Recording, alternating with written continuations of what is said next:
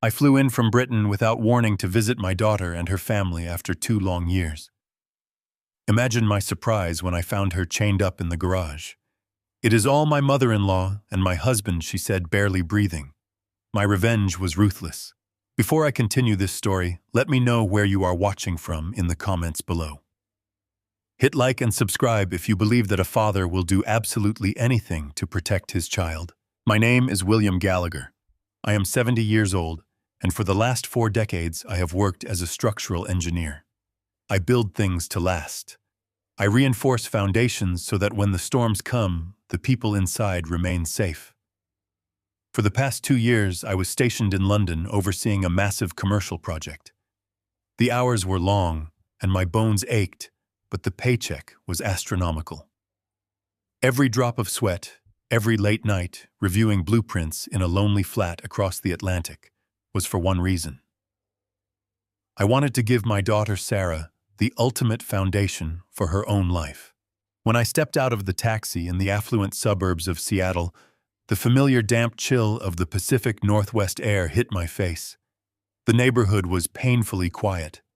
Massive oak trees lined the immaculate sidewalks leading up to the sprawling $3 million contemporary home I had helped purchase. It was a masterpiece of glass and cedar. Sarah, who inherited my love for structure and design, had personally drafted the architectural modifications. I had gladly wired the down payment from London, smiling at the thought of her and my son-in-law Derek building their future there. I imagined my 4-year-old granddaughter Lily running across the manicured lawn. I had not told them I was coming. My project wrapped up a week ahead of schedule, and I wanted to surprise them. I wanted to walk through the front door, drop my bags, and hear Lily scream my name before jumping into my arms. I wanted to see the shock and joy on Sarah's face. I walked up the slate driveway, pulling my small suitcase. The wheels made a dull, scraping sound against the stone. I reached the massive mahogany front door and pressed the doorbell. The melodic chime echoed inside, but there were no footsteps. I waited a full minute. I rang it again. Still nothing. Derek was a tech executive who often worked from home, and his mother Barbara had supposedly moved in to help with Lily.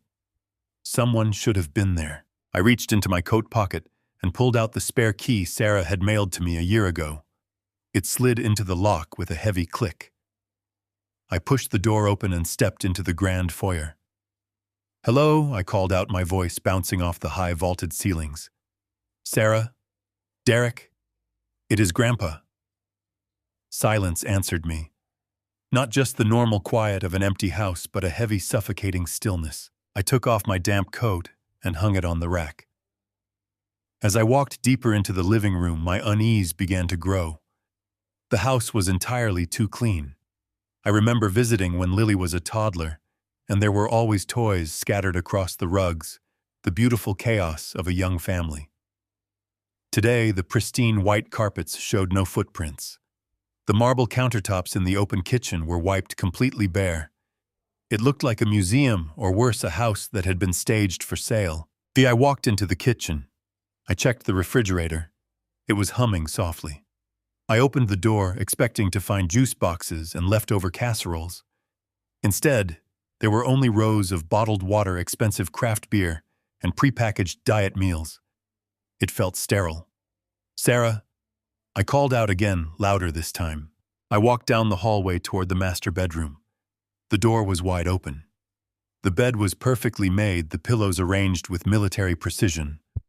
I noticed a faint scent of expensive cologne lingering in the air, Derek's brand. But I did not smell Sarah. My daughter always smelled like lavender and old paper. That scent was completely absent. My engineering mind is trained to look for anomalies, to spot the tiny cracks before a structure collapses. Right now, every alarm bell in my head was ringing. Where was Barbara?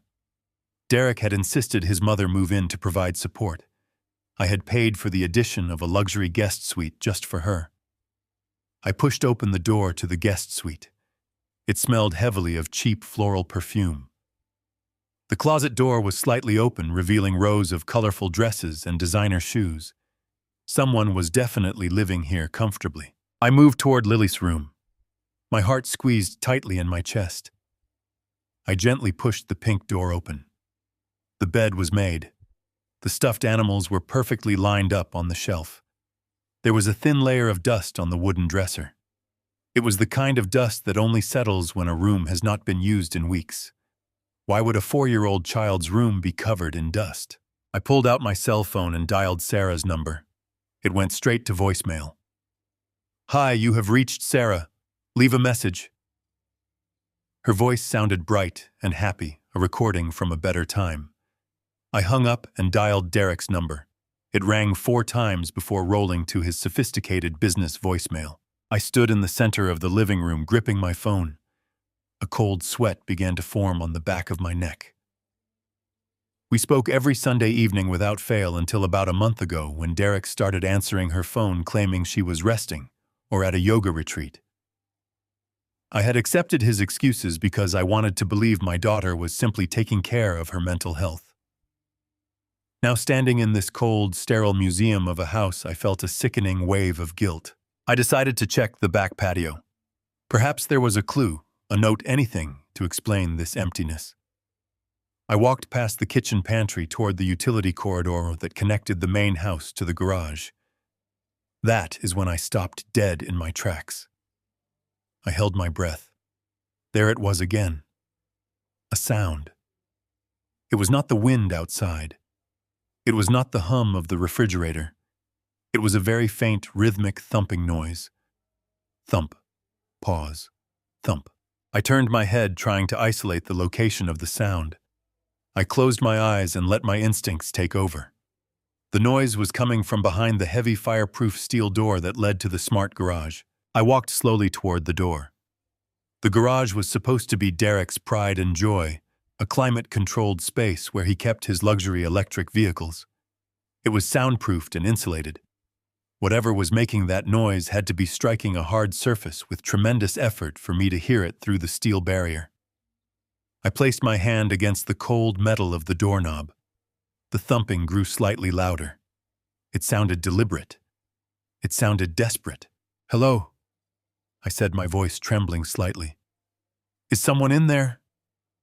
The thumping stopped immediately. A profound, terrifying silence washed over the corridor. I twisted the knob. It was locked from the inside. I remembered that the smart home system allowed the garage to be secured with a deadbolt override. My spare key would not work on this door. My pulse pounded in my ears. I placed my ear against the cold steel door and listened with every ounce of focus I possessed. Then I heard it. It was a voice, so weak, so raspy it sounded like dry leaves scraping against pavement. "Daddy." The word hit me like a physical blow to the chest. It was Sarah, my beautiful, brilliant daughter. She was inside the garage. I stepped back, my eyes wide with a terror I had never known in all my 70 years on this earth. My engineering mind vanished, replaced by the primal roaring instinct of a father. I did not care about the $3 million house. I did not care about the smart home system. I looked around the utility corridor and saw a heavy iron fire extinguisher mounted on the wall. I pulled it from its bracket, feeling its solid, comforting weight in my hands. I lifted the iron cylinder and brought it crashing down on the door handle. The thick chrome metal shattered into pieces, with a deafening, incredibly sharp metallic crack. I swung the fire extinguisher again and again, the force of my 70 years fueled by a pure, blinding adrenaline that made me forget the arthritis in my shoulders. The metal splintered. The locking mechanism groaned under the pressure and gave way with a snap. I dropped the heavy red extinguisher onto the floor and kicked the heavy steel door open. The garage was pitch black. The smart lights, which Derek had programmed to activate upon detecting motion, had been completely disabled. A wave of stagnant, foul air hit my face. It smelled of stale sweat, dried urine, and sheer terror.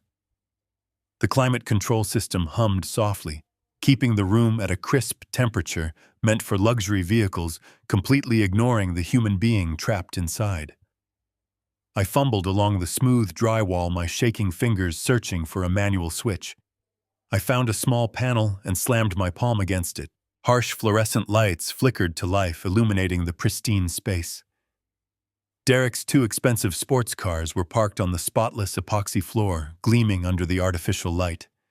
But my eyes did not stay on the luxury vehicles. They bypassed the polished hoods and the wall-mounted tools. My gaze locked onto the far corner near the reinforced copper plumbing pipes I had insisted the builders install for extra structural durability. Curled into a tight, trembling ball on the cold concrete floor was a human figure. I took a slow step forward, my breath catching in my throat. The figure flinched, pulling away from the sudden light. She was wearing a soiled, oversized gray sweatshirt that looked like it belonged to Derek. Her hair, which used to be a thick, vibrant cascade of auburn curls, was matted with dirt and clung to her scalp in greasy, irregular patches. "Sarah," I whispered, my voice breaking into a ragged sob. She slowly raised her head. Her face was hollowed out, the cheekbones protruding sharply against pale, translucent skin. Deep, dark bruises painted the skin around her left eye and along her jawline. Her lips were cracked, bleeding, and dehydrated. But it was her eyes that shattered my heart. The bright, confident spark that had always defined my daughter was gone. In its place was the vacant, haunted stare of a trapped animal expecting another blow. "Oh my God. My sweet girl." I fell to my knees beside her, not caring about the impact of the cold, hard floor against my aging joints. As I reached out to hold her, the horrifying reality of her situation became fully visible. Wrapped tightly around her thin right ankle was a heavy steel chain.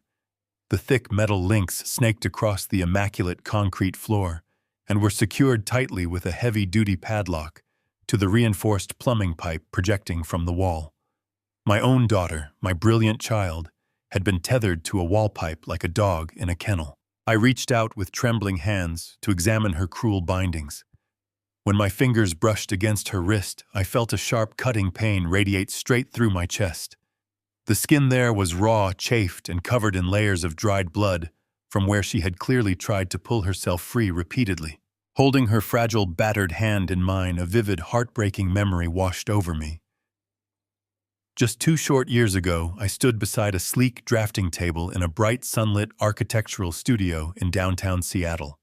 I was standing there watching these exact same hands move with incredible grace, talent, and precision. Sarah had been holding a piece of charcoal, sketching the final, elegant lines of a sustainable housing project that would go on to win a prestigious national design award. I remembered the immense pride radiating from her warm smile, the absolute unwavering confidence in her posture. She was a brilliant, accomplished architect, a woman who built beautiful, functional, and safe spaces for others to thrive in. I had spent 2 incredibly long years working overseas in London, pouring my substantial earnings directly into her trust fund, working late into the night to ensure those talented hands would never have to struggle for anything. I wanted her to build a lasting legacy. Now those brilliant award-winning hands were covered in dark grime and dried blood, trembling uncontrollably as she desperately clung to the fabric of my damp coat. The stark contrast between the vibrant, powerful woman she used to be and the broken, fragile shell sitting before me made my vision blur with hot, angry tears. How had this happened right under my nose? How had her husband, the man who smiled at my dinner table, shook my hand, and promised to protect her, done this to my own flesh and blood? The betrayal was so deep it felt like a physical wound. "Daddy," she whimpered, her voice so fragile and broken it barely carried over the mechanical hum of the climate control system. "You came back for me. I am right here, sweetheart. I am right here." I pulled her carefully against my chest, wrapping my arms protectively around her shivering body. She felt so incredibly small, nothing but skin and brittle bones. I rocked her gently back and forth, pressing my cheek to her matted head. "I am going to get you out of this place. I am going to tear this metal chain right out of the solid concrete wall if I have to. You are safe now. I promise you." She buried her bruised face deep in my shoulder, sobbing quietly into my coat. Every tiny shudder of her frail body fueled a growing volcanic rage deep inside my soul. I gently laid her back against the folded fabric of my coat, cushioning her aching head from the unforgiving concrete floor. I reached into the pocket of my trousers and pulled out my cell phone. My thumb hovered heavily over the glowing screen, ready to dial 911. I was going to bring the entire local police force to this beautiful house. I was going to stand there and watch them drag Derek out in iron handcuffs. I wanted to see him locked away for the rest of his miserable life. Sarah saw the bright, glowing screen of my phone illuminating the dark corner. Suddenly, a terrifying, massive surge of panic overtook her weakened, starved body. She lunged forward with everything she had, her raw, bleeding hands grabbing my wrist with a surprising strength that shocked me. "No," she gasped, her sunken eyes wide with an absolute paralyzing terror. "Daddy, stop! Do not call them, Sarah." "I need to get the police here right now," I said softly, trying to calm her frantic breathing. "You need an ambulance immediately. We need to arrest him tonight." "No," she pleaded, her voice rising to a frantic, breathy scream that echoed off the garage walls. "You do not understand. Derek bought the local sheriff. They are major investors in his tech company. He has Lily. If you call the cops, they will tell him instantly. And if he finds out you are here, my baby dies." The sheer terror in my daughter's hollow eyes paralyzed my thumb over the screen. Derek bought the local sheriff. The words echoed in the cold, sanitized air of the garage. If I called the police, the men sworn to protect us would alert the monster who chained my child to a wall. They would tell him I was here, and my innocent 4-year-old granddaughter would pay the ultimate price. I slowly lowered the phone, slipping it back into my pocket. My blood boiled with a rage so intense it threatened to consume my sanity, but I swallowed it down. I pushed the roaring fury deep into my chest and locked it away in a cold, dark compartment. Right now, I could not afford to be an angry father. I needed to be the calculating, precise structural engineer who had spent 40 years solving impossible problems.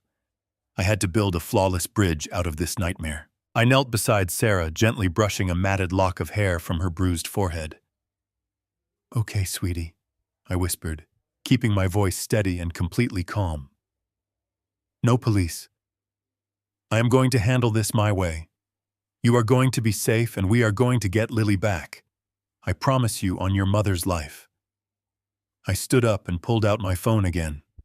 During my decades managing massive commercial construction projects across Europe and the Middle East, I had accumulated a unique set of contacts. When billion-dollar corporations had executives who suffered sudden medical emergencies or security threats in foreign countries, they did not call public emergency services. They called private, off-the-books extraction teams. I scrolled through my encrypted contacts and found the number for a specialized global security firm based out of Seattle. I had authorized their retainer just 2 years ago for my own board of directors. The line rang twice before a crisp, professional voice answered. I identified myself and invoked my executive clearance code.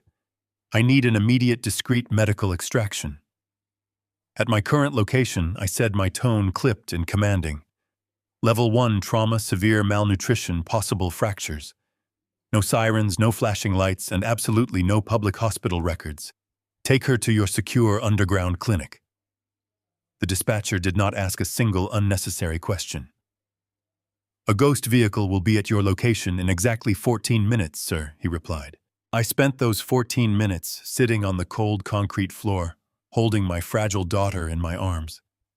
I murmured soft, meaningless words of comfort, rocking her gently, while keeping my eyes glued to the heavy steel door. Sarah was trembling violently, her energy entirely spent from the brief surge of panic. Her breathing was dangerously shallow. Every second felt like an agonizing hour. Finally, my phone vibrated in my pocket. A discreet black transport van had pulled into the alley behind the property. I carefully unlocked the garage side door and let in 3 massive men dressed in plain dark tactical clothing. 2 of them carried a specialized medical stretcher, while the third immediately began examining Sarah's vitals with silent efficiency. The medic pulled a pair of heavy bolt cutters from his trauma bag. He positioned the thick steel jaws over the heavy padlock, securing the chain around her bleeding ankle. With a sharp snap, the metal gave way. Sarah whimpered as the medic gently lifted the heavy chain away from her chafed skin. They transferred her onto the stretcher, wrapping her in a thermal blanket. As they began to lift her, she reached out a weak, shaking hand and grabbed my sleeve. "Daddy," she cried softly, "you have to save Lily. Please do not let them hurt my baby." I leaned down and kissed her pale cheek. "I will tear the world apart to find her, Sarah. Go with these men. They will heal you. I will finish this." The shadow team vanished through the side door as silently as they had arrived, spiriting my daughter away to a secure private medical facility where Derek could never find her. The moment the door clicked shut behind them, I shifted into overdrive. I had to orchestrate a perfect illusion. Derek could not know I had been in this garage. He needed to believe that Sarah had somehow found the strength to escape on her own. If he suspected outside interference, he might panic and do something drastic to Lily. I grabbed a pair of latex mechanic gloves from a tool bench. First, I picked up the shattered padlock from the floor. I carefully examined the chain. I needed to make it look like the lock had been picked or forced from the inside by someone desperate. I took a heavy screwdriver from the rack and wedged it into the broken latch mechanism, twisting the metal to simulate a crude, panicked tampering job. I arranged the heavy steel chain so it looked as if she had managed to slide her foot out through sheer starving desperation. Next, I found a bottle of bleach and some shop rags. I aggressively scrubbed the floor where the extraction team had walked, erasing any trace of their heavy tactical boots. I wiped down the fire extinguisher I had used to break in, erasing my own fingerprints, and carefully placed it back into its wall bracket. I examined the shattered door handle. A desperate person running for their life might have smashed it from the inside using a heavy wrench. I grabbed a pipe wrench and struck the interior side of the door several times, leaving corresponding dents. I gathered the bloody rags and the broken padlock pieces, stuffing them deep into my coat pockets to dispose of later. I swept the entire garage with a critical, calculating eye, looking for any flaw in my structural deception. The scene was perfect. It told a clear story. A starving, desperate woman had finally snapped. Her restraints smashed the door lock and fled into the night. I slipped out of the garage, carefully pulling the broken steel door shut behind me so it looked loosely jammed. I quickly moved back through the utility corridor and into the grand living room, stripping off my latex gloves. I smoothed the wrinkles in my trousers and adjusted my jacket. I walked into the guest bathroom, splashed cold water on my face, and forced my reflection into the mirror. I had to erase the roaring fury from my eyes. I had to bury the image of my starving daughter. I had to become the oblivious, tired grandfather who had just arrived from a long, exhausting international flight. As I grabbed a towel to dry my face, I heard it. The distinct, quiet hum of an electric motor approaching the front driveway. I looked through the frosted bathroom window. A sleek black Tesla glided smoothly up to the front doors, its headlights cutting through the damp Seattle afternoon. Derek had arrived. The man who had tortured my daughter and stolen my granddaughter was walking up the driveway. I took one final deep breath. The stage was set. I walked out into the foyer, ready to put on the absolute performance of a lifetime. The heavy mahogany front door swung open. Derek stepped inside wearing a tailored charcoal suit that screamed tech money and arrogance. Right behind him was his mother, Barbara, clutching a designer handbag against her chest like a shield. They both froze the exact second they saw me standing there with my small leather suitcase. "William." Derek blinked, genuine surprise crossing his perfectly groomed face. He quickly recovered his rigid features, seamlessly morphing into a mask of warm, inviting hospitality. "What an incredible surprise. We had absolutely no idea you were flying in today. I thought your major project in London ran straight through the end of the month." I offered my best tired grandfatherly smile. "The construction team wrapped up their final phase early." I lied, my voice remarkably steady, despite the fierce adrenaline pumping violently through my aging veins. "I wanted to surprise you all. It has been far too long since I was home. I really missed my two favorite girls." Barbara stepped forward immediately, offering a stiff, practiced hug. Her floral perfume poorly masked the faint scent of nervous fear that I was sure clung to my damp clothes.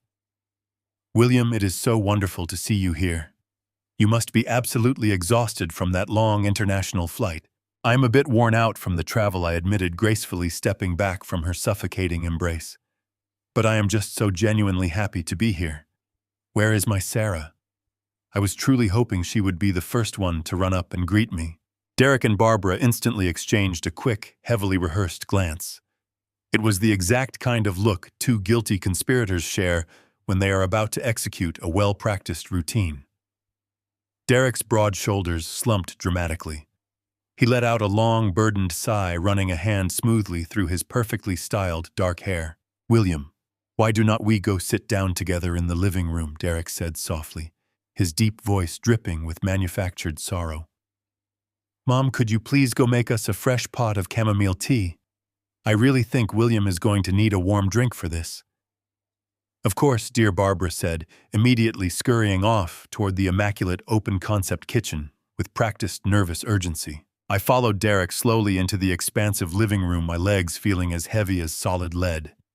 I sat down heavily on the plush white Italian leather sofa. Every single muscle in my trembling body begged me to lunge across the expensive glass coffee table, to wrap my bare hands tightly around his throat, and squeeze until he confessed everything. Instead, I forcefully commanded my posture to relax. I rested my calloused hands gently on my knees, projecting the fragile image of a concerned, aging father. Derek sat directly opposite me, leaning forward carefully, with his elbows resting on his knees, staring intently at the hardwood floor. He was playing the complex part of the broken, emotionally exhausted husband flawlessly. If I had not just spent the last agonizing hour holding the starving, chained remains of my beautiful daughter, I might have actually believed his performance. Barbara quickly returned, carrying a polished silver tray with 3 delicate porcelain teacups. She set it down gently, handing me a steaming cup. Her manicured hands were remarkably steady for a woman who lived comfortably in a house where an innocent human being was being brutally tortured in the garage. I took a slow, measured sip of the hot tea, letting the warm liquid soothe my incredibly dry throat. "What exactly is going on, Derek?" I asked, injecting just the right amount of trembling grandfatherly panic into my lowered tone. "Where is my daughter right now?" Derek looked up at me slowly, his dark eyes shining with unshed, expertly summoned tears. "William, I am so incredibly sorry to have to break this terrible news to you this way. Sarah is not here. She has been struggling terribly over the last few grueling months. It started as severe postpartum depression, but it rapidly spiraled into something much darker and more terrifying. She stopped eating entirely. She stopped sleeping for days. She began having severe manic episodes." I set my delicate teacup down on the matching saucer with a deliberate, loud clatter. "What on earth do you mean?" She sounded perfectly fine on our weekly phone calls. "She was carefully hiding her illness from you," Barbara chimed in quickly, pulling a white lace handkerchief from her pocket and dabbing at her completely dry eyes. She did not ever want to disappoint her highly successful father. She felt like a total failure as a mother and a wife. It truly broke my fragile heart to watch her deteriorate so rapidly, William. She was completely unhinged.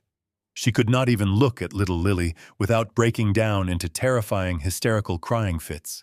Derek reached over and patted his mother's knee comfortingly, before turning his earnest, pleading gaze back to me. "We tried absolutely everything, William. We hired expensive private therapists. We brought in top medical specialists. But 2 short weeks ago, she finally hit a devastating breaking point. She realized she was a genuine danger to herself and to our young daughter. She packed a small travel bag in the middle of the night and decided she desperately needed drastic, intensive psychological help."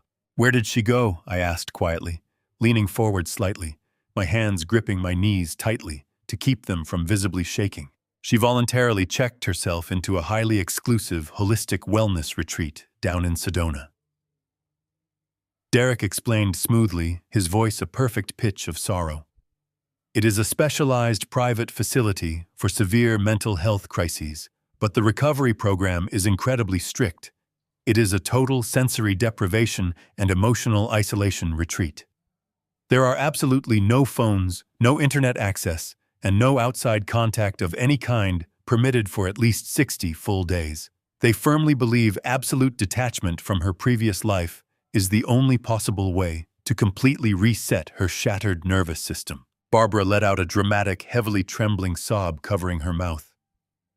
"We have been so incredibly worried, William. Poor Derek has been carrying the entire weight of the world on his tired shoulders, trying desperately to manage his demanding tech startup while quietly dealing with a sick wife who completely abandoned her family. He has been an absolute saint through this entire nightmare." I picked up my teacup again and took another slow, highly measured sip. I looked directly into Derek's dark eyes. He stared back at me with the earnest, pleading expression of a good man seeking validation. He was lying straight to my face while my traumatized daughter was recovering from the brink of death in a hidden underground clinic. The sheer audacity of his sociopathic performance was physically sickening. Yet I nodded slowly, purposefully, projecting a convincing facade of deep fatherly sympathy and profound understanding. I murmured softly, "Well, since I am finally here, I cannot wait to see my favorite little girl. Where is Lily? I have gifts for her." Derek's satisfied smile vanished instantly. His jaw tightened quietly, preparing to drop another devastating lie. Derek cleared his throat, shifting slightly on the pristine leather cushion. His posture remained open, but his knuckles were white. "William," he began, his voice dropping to a gentle, placating whisper. "Lily is not here. She is attending a specialized 2-week sleepaway camp up in the mountains. We enrolled her a few days ago. A sleepaway camp." I repeated, ensuring my voice wavered with just the right amount of grandfatherly disappointment. "She is only 4 years old, Derek. That seems young to send a little girl away all by herself." Barbara leaned forward, reaching out to gently touch my forearm with her cold, manicured fingers. "It is a very special program, William. It focuses on nature and emotional resilience. You have to understand, the poor child was witnessing things no 4-year-old should ever see. Sarah's sudden emotional outbursts, the screaming, the crying, the complete inability to function. It was deeply traumatizing for Lily. Derek and I made the difficult decision to remove her from this toxic environment until the dust settled. We wanted to shield her developing psyche." Derek nodded solemnly, picking up the narrative without missing a single beat. "It broke my heart to put her on that camp bus, William, but I had to protect my daughter. With Sarah gone to the retreat, I am focusing entirely on managing the company through this crucial quarter. Mom has been an absolute lifesaver helping me organize the house, but we felt Lily needed a joyful, distraction-filled environment surrounded by other children and professional counselors. She is safe having fun and insulated from the trauma." I looked at the two of them absorbing the flawlessly executed deception. To any outside observer, they were the picture of a tragic, resilient family doing their absolute best in an impossible situation. A devoted husband and a supportive grandmother making difficult sacrifices for the greater good of a traumatized child. But beneath my carefully crafted expression of sympathetic understanding, analytical mind was furiously connecting the horrifying dots. The puzzle pieces locked together with sickening clarity. The desperate, breathless terror in Sarah's voice when she grabbed my wrist in the dark garage made perfect sense. "If you call the cops, they will tell him instantly. And if he finds out you are here, my baby dies." Lily was not at a sleepaway camp. Lily was a hostage. These monsters were using a 4-year-old child as leverage. They had taken Lily away and hidden her somewhere, holding her safety over Sarah's head to ensure compliance. That was why Sarah had not screamed for help when delivery drivers or neighbors walked past the garage. That was why she had allowed herself to be chained to a plumbing pipe, quietly starving to death down in the cold darkness. She was sacrificing her own life to keep her precious daughter breathing. Derek and Barbara had orchestrated a psychological prison far more effective than any steel chain. They were sociopaths, cold, calculating predators who wore designer clothes and drank chamomile tea while orchestrating the slow murder of my only child. A sharp, agonizing memory surfaced in my mind, pulling me away from the pristine living room for a fleeting moment. I remembered a quiet, sterile hospital room nearly a decade ago. The steady, rhythmic beeping of a heart monitor filled the air. I was sitting in an uncomfortable plastic chair, holding the frail hand of my beloved wife, Catherine. The cancer had aggressively ravaged her body, but her piercing blue eyes remained bright until the very end. Catherine had squeezed my fingers with the last remaining ounce of her strength. "William," she had whispered, her breath rattling in her lungs. "You have to be the foundation now. You have to protect our girl. Promise me that you will never let anyone break her. Promise me that you will stand between Sarah and the world." I had kissed her knuckles, tears streaming down my face, and swore on my life that I would keep our daughter safe. I promised to build a fortress around her. I promised to be the shield that caught every blow. I had spent the last 2 years freezing in London, inspecting steel beams and concrete pours, sending every spare dollar back to Seattle because I believed financial security was the ultimate protection. I thought I was keeping my sacred promise. Instead, I had unknowingly funded my daughter's torture chamber. I had paid for the $3 million fortress where her husband had locked her away. I had wired the money that allowed Derek to build his tech startup, buy the local authorities, and manipulate his way into a position of absolute power. My financial support had not protected Sarah. It had isolated her, trapping her in a gilded cage with 2 ruthless predators. The profound weight of that guilt threatened to crush my lungs, but I aggressively forced it down. Guilt was an entirely useless emotion right now. Catherine had not asked me to be a rich father. She had asked me to be a protector. And right now, sitting across from the man who had chained my daughter like an animal, I knew exactly what I had to do. I was going to honor my promise to my dying wife no matter what it took. I was going to tear Derek's life down to the bedrock and salt the earth. I let out a long, shuddering breath, allowing my shoulders to slump heavily. I rubbed my temples with trembling fingers, projecting the image of a defeated, utterly exhausted old man whose entire world had just collapsed. "I cannot believe this," I murmured, my voice thick with manufactured grief. "My poor Sarah. My poor little Lily. This is just so much to process all at once. I feel like I am drowning, Derek." I flew all the way from London expecting a joyful family reunion, and instead I find my family completely shattered. Derek leaned forward, placing a comforting hand on my knee. His touch made my skin crawl with physical revulsion, but I did not pull away. "We are going to get through this, William," he said earnestly. "We are family. We will weather this storm together. You are welcome to stay here in the guest room for as long as you need. Take some time to rest." "Thank you, Derek," I whispered weakly. "I think I need to lie down. The jet lag and this terrible news have drained my energy. I just need to close my eyes and try to wrap my aging mind around all of this." Barbara immediately stood up, smoothing her skirt. "Let me show you to your room, William.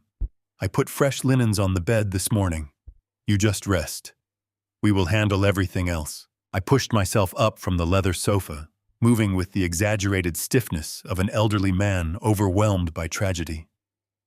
I picked up my small suitcase and followed Barbara down the hallway.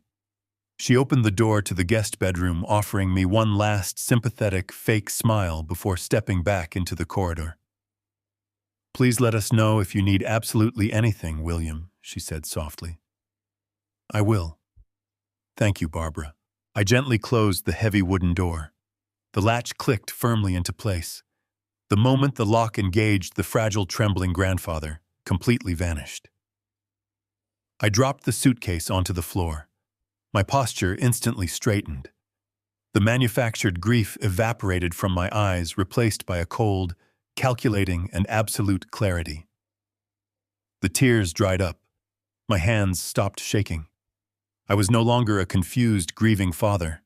I was a structural engineer preparing to demolish a building. I had the blueprints. I knew where the stress points were.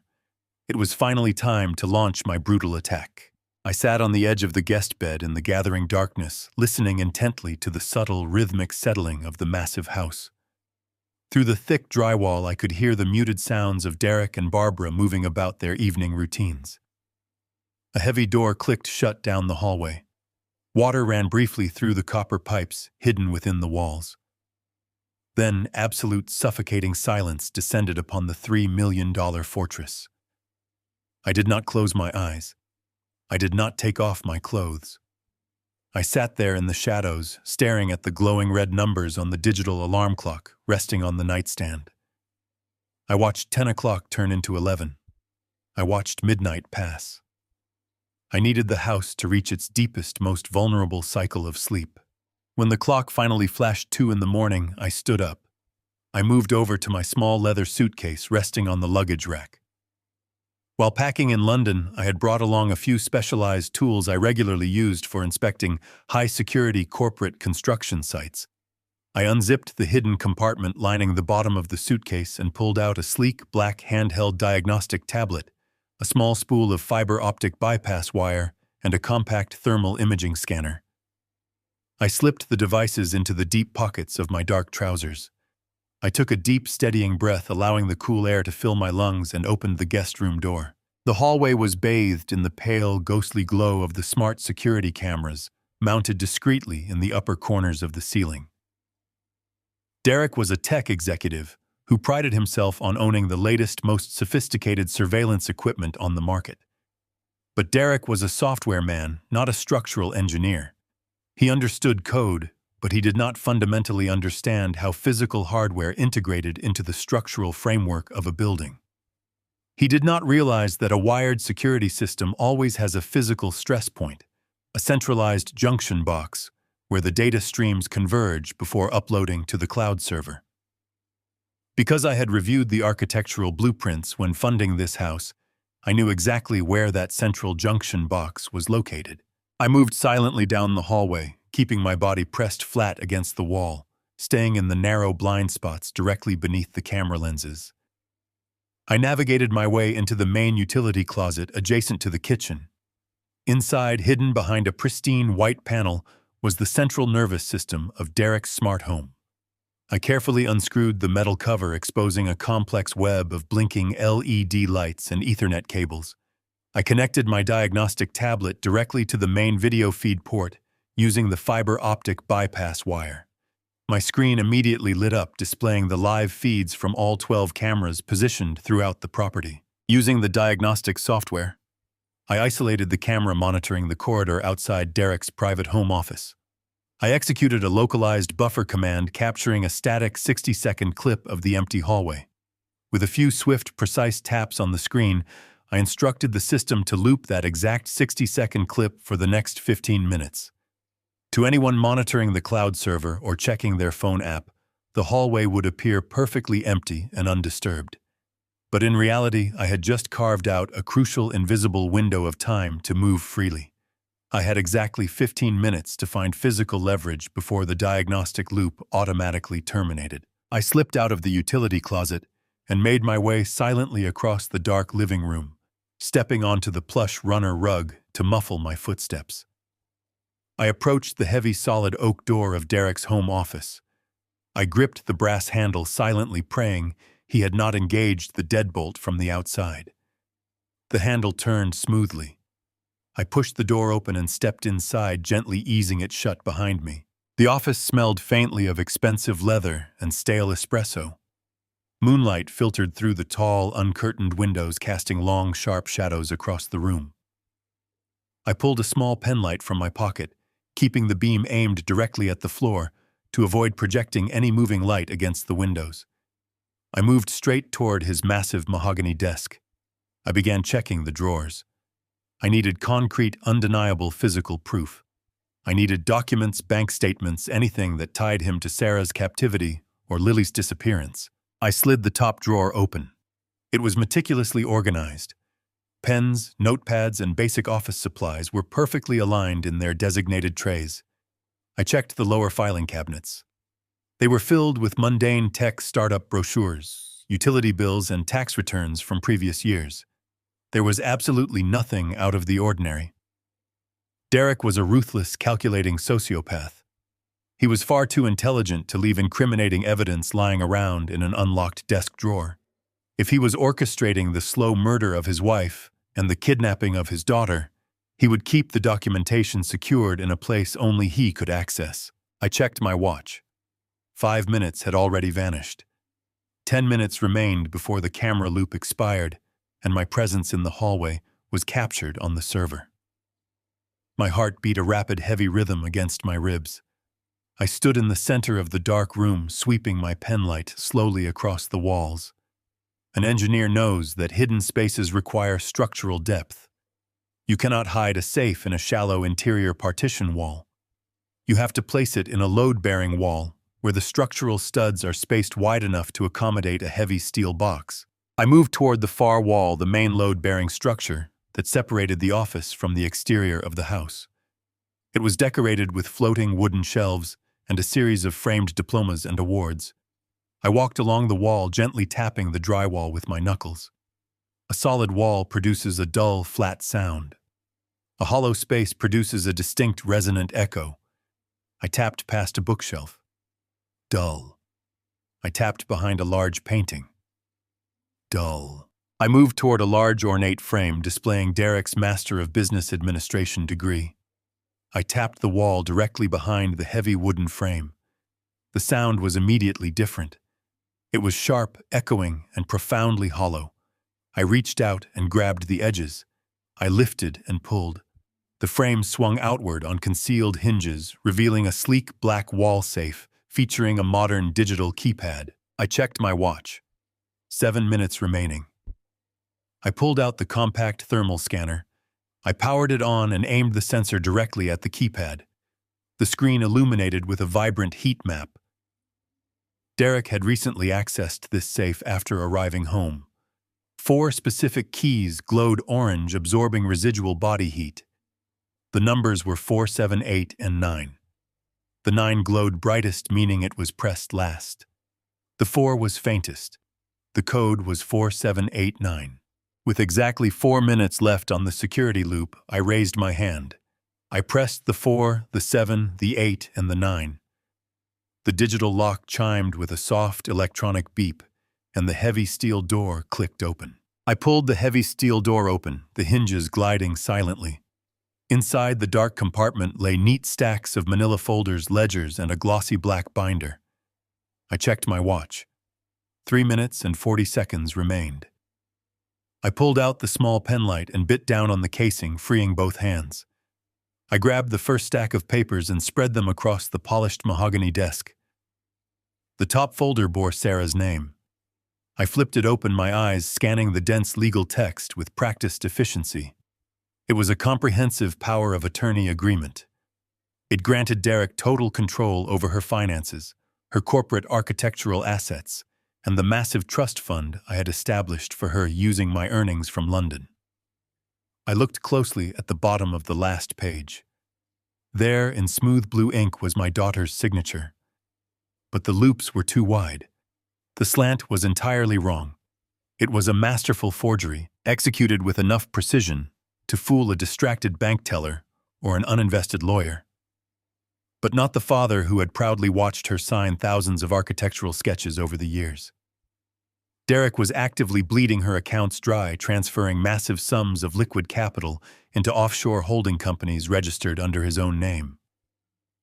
But financial theft did not fully explain the chained, starving woman in the garage. A simple, ruthless divorce could have divided their assets and left him a very wealthy man. Locking a human being away to slowly die was an entirely different magnitude of evil. I shoved the financial documents aside and grabbed the heavy black leather binder. 2 minutes and 30 seconds remained. I flipped to the first page. It was a detailed medical evaluation printed on the official high-quality letterhead of a highly exclusive private psychiatric clinic located in downtown Seattle. The signature at the bottom belonged to a doctor I had never heard of before. I read the primary diagnosis: severe anorexia nervosa accompanied by acute psychotic paranoia and dangerous self-harm tendencies. The corrupt doctor had systematically documented weeks of rapid, dramatic weight loss, detailing how Sarah was aggressively refusing all food and violently resisting necessary medical intervention. My stomach twisted into a cold, sickening knot. There was no active treatment plan attached. There were no pharmacy prescription records. There was only a neatly documented, legally binding paper trail establishing a profound, tragic history of a fatal eating disorder and a rapidly deteriorating mental state. I turned the page and the final horrifying piece of the puzzle slid perfectly into place. It was a massive life insurance policy document. The primary sole beneficiary was Derek. The payout amount, printed in bold, undeniable black ink, was $15 million. The sheer, terrifying brilliance of the sociopathic plan hit me with the physical force of a speeding freight train. Derek and his mother were not just punishing Sarah. They were not simply holding her hostage to steal her successful company. They were carefully, methodically starving her to death in that climate-controlled garage. When her frail, weakened heart finally gave out from profound malnutrition, Derek would immediately call this corrupt, highly paid private doctor to sign the official death certificate. The official cause of death would be listed as a tragic, unavoidable consequence of her severe anorexia nervosa. A terrible, highly private battle with mental illness that a loving, heartbroken husband simply could not fix. There would be no police investigation. There would be no suspicion of foul play. Derek would walk away with total control of her architectural firm, the completely drained trust fund, and a clean, tax-free $15 million insurance payout. A standard divorce would have forced him to split the accumulated assets and risk a messy public legal battle over child custody and corporate ownership. Murder by starvation, hidden cleverly behind a meticulously forged medical history, gave him absolutely everything he wanted without a single legal complication. 1 minute and 45 seconds remained on the clock. The realization of what they were doing to my daughter threatened to paralyze me with absolute, consuming, violent rage. I wanted to march into the master bedroom and drag Derek out of his bed by his throat. I wanted him to feel the exact starving terror he had inflicted upon my child. But I commanded myself to breathe. The roaring rage had to wait. I still did not know where little Lily was. I pulled out my phone and began snapping high-resolution photographs of every damning page in the binder. The forged power of attorney, the fake medical records, the massive life insurance policy, the offshore bank transfer confirmations. I captured every single piece of evidence, ensuring the camera flash was completely disabled. 50 seconds remained. I urgently rummaged through the very back corner of the steel safe, my fingers brushing against a small, loose stack of miscellaneous store receipts. I grabbed them, flipping rapidly through the small white slips of paper. Local grocery stores, premium gas stations, nothing seemingly important. But the very last faded receipt caught my eye. It was from a small rural hardware store located exactly 300 miles away in a remote, heavily wooded region situated just across the state border. I flipped the small paper slip over. Written hastily on the back in Barbara's elegant, looping handwriting was a complete physical address, followed by a short, revealing note. Gate code is 0412. Call my sister before arriving. 30 seconds remained. I had the location. Barbara's sister lived in a remote, isolated rural town far away from the city. They had taken my innocent 4-year-old granddaughter and hidden her deep in the country, effectively removing her from anyone who might ask difficult questions. I memorized the long address and the 4-digit gate code, burning the specific numbers permanently into my mind. I shoved the loose receipts, the thick manila folders, and the glossy leather binder back into the dark steel safe, arranging them exactly as I had found them. I carefully closed the heavy metal door, the electronic locking mechanism engaging with a quiet, solid click. I swung the framed business degree back into its place, ensuring it hung perfectly level on the painted wall. 15 seconds left. I grabbed my small penlight, extinguished the bright beam, and moved swiftly and silently across the dark office. I gripped the cool brass door handle, slipped out into the dim hallway, and pulled the heavy oak door shut behind me. 5 seconds. I pressed my back tightly against the smooth wall, sliding into the invisible blind spot just beneath the smart security camera.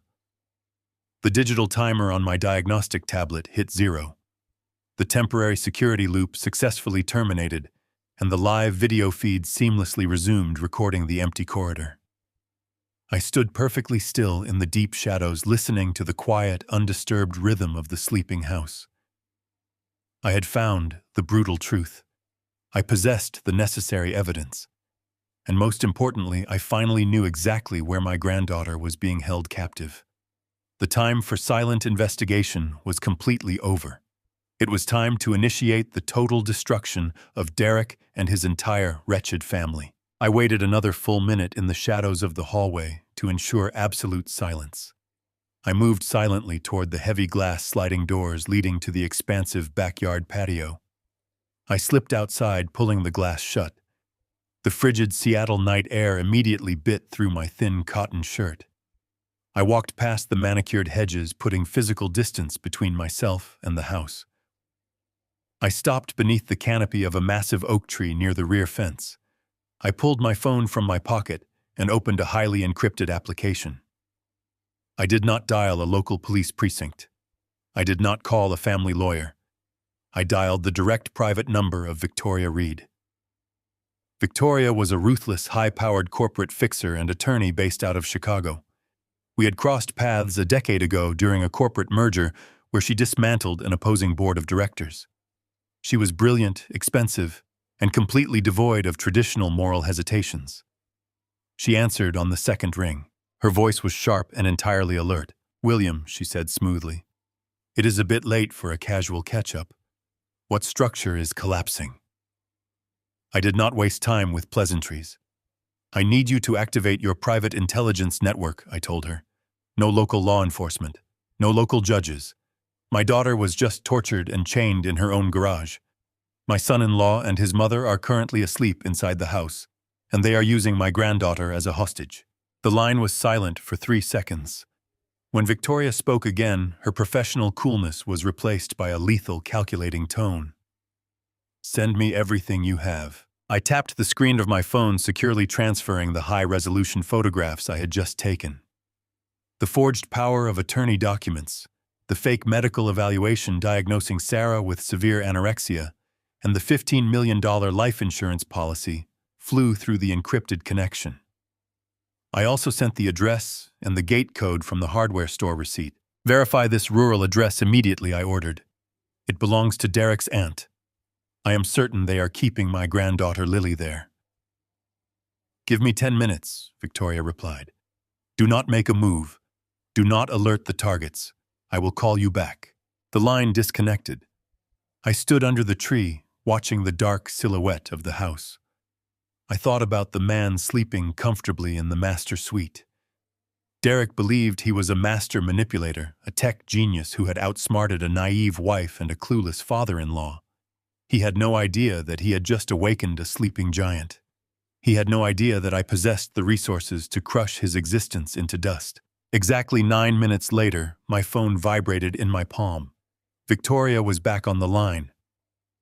"I have my team on it," she stated rapidly. "We bypassed the rural property records. The property is heavily secluded, surrounded by dense woods with a reinforced steel gate. My intelligence operatives intercepted a local grocery delivery order placed by the homeowner yesterday. The order included toddler-specific items, organic juice boxes, and a very specific brand of pediatric asthma medication listed on your granddaughter's medical history. Lily is absolutely inside that house." A massive wave of relief washed over me immediately, followed by a hardening resolve. "I know where she is. I am going to drive out there tonight and tear the doors off their hinges," I said, my voice trembling. "No, you are not," Victoria commanded sharply. "If you drive out there and make a scene, the aunt will call Derek. If Derek realizes he has lost his hostage, he will panic. You are sleeping in his house. You do not know what a cornered animal will do. Furthermore, we have a much bigger structural issue at play. Something that explains the exact timing of this entire horrifying nightmare." I frowned in the darkness. "What are you talking about?" "I have been running a deep financial diagnostic on Derek's tech startup. While my team traced the address, Victoria explained, a keyboard echoing through the phone. I tracked the money he siphoned from Sarah's trust fund. He did not just hide it offshore. He routed it through a series of shell companies and washed it right back into his own tech startup as anonymous seed capital. He effectively used your daughter's money to artificially inflate the value of his own company. And why is the timing important, I asked, gripping the phone tighter. Because Derek is taking his startup public. Victoria dropped the bombshell. He is scheduled for an initial public offering in exactly 72 hours. The financial world is buzzing about it. Based on the fraudulent capital he injected, the company is going to debut with a valuation of $50 million. He is about to ring the bell and become incredibly legally wealthy. He needed Sarah dead and the life insurance cashed out to cover his tracks before the federal regulators scrutinized his marital assets. The sheer audacity of his timeline struck me with the force of a physical blow. The monster sleeping mere yards away had engineered a perfect storm of corporate greed and domestic terror. He had systematically drained the resources I had worked decades to provide, utilizing every single stolen dollar to build a glittering tech empire. His ultimate reward was scheduled to materialize in just 3 short days. He was eagerly preparing to stand on a brightly lit stage in front of wealthy investors and flash a charming smile for the cameras. He was planning to publicly celebrate his monumental success, all while my precious daughter rotted away in the cold garage and my granddaughter remained imprisoned. My breathing grew shallow and rapid as the full scope of his malevolent ambition crystallized in my mind. He thought he possessed an airtight plan. He believed he had accounted for every possible variable and secured his golden parachute without leaving a single trace behind. He thought his path to $50 million was completely clear. He was absolutely wrong. "Victoria," I whispered into the receiver, my voice steadying as the turbulent storm of rage compressed into a singular point of strategic clarity. "I do not just want to save my granddaughter tonight. I want to entirely dismantle this man. I want to strip him of his company, his wealth, and his freedom in one swift, catastrophic motion. I want him to watch his $50 million dream shatter into a million pieces." Victoria let out a low, predatory chuckle that echoed through the encrypted connection. "That is exactly what I was hoping to hear, William," she replied smoothly. "I am currently assembling a ghost extraction team for your granddaughter. We will retrieve the child quietly, without triggering a single alarm. As for Derek, let him believe his plan is working flawlessly. Let him put on his expensive suit and prepare for his grand public offering. We are going to let him climb to the very top of his golden pedestal, and then we are going to kick the foundation right out from under him. He is going to fall, William, and the impact will completely obliterate him." I ended the call with Victoria and slipped my phone back into my coat pocket. The freezing night air wrapped around me, but the biting cold barely registered against the burning heat of my resolve. I retraced my steps across the manicured lawn, gliding silently through the glass patio doors and back into the sleeping fortress. Derek and Barbara remained completely undisturbed in their luxurious suites, blissfully oblivious to the undeniable fact that their carefully constructed empire was already beginning to crumble around them. I retrieved the keys to my rental car from the entryway table, making sure not to disturb the decorative tray. I moved with the precise silence of a ghost, easing the heavy front door shut behind me until the latch clicked softly.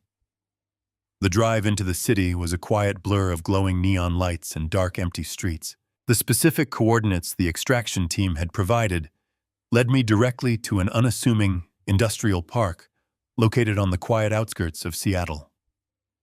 Hidden seamlessly behind the weathered facade of an abandoned warehouse lay a state-of-the-art, highly classified medical facility designed specifically for powerful people who desperately needed to disappear without a trace. A silent, heavily armed security guard escorted me through a complex maze of sterile white corridors.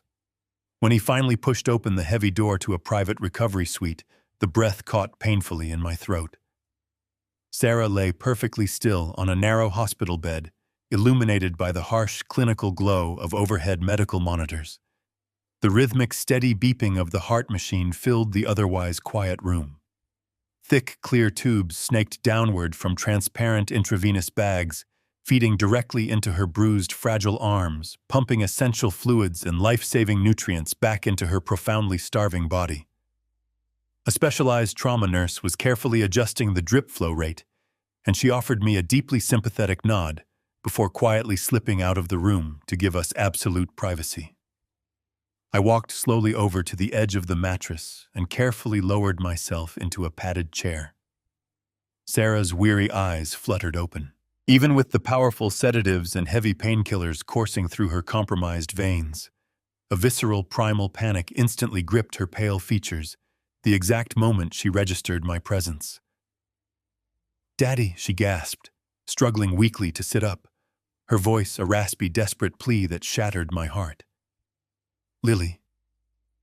Where is Lily? Did he find out? Did he hurt my baby?" I gently placed my hands over her trembling shoulders, easing her back onto the soft pillows with utmost care.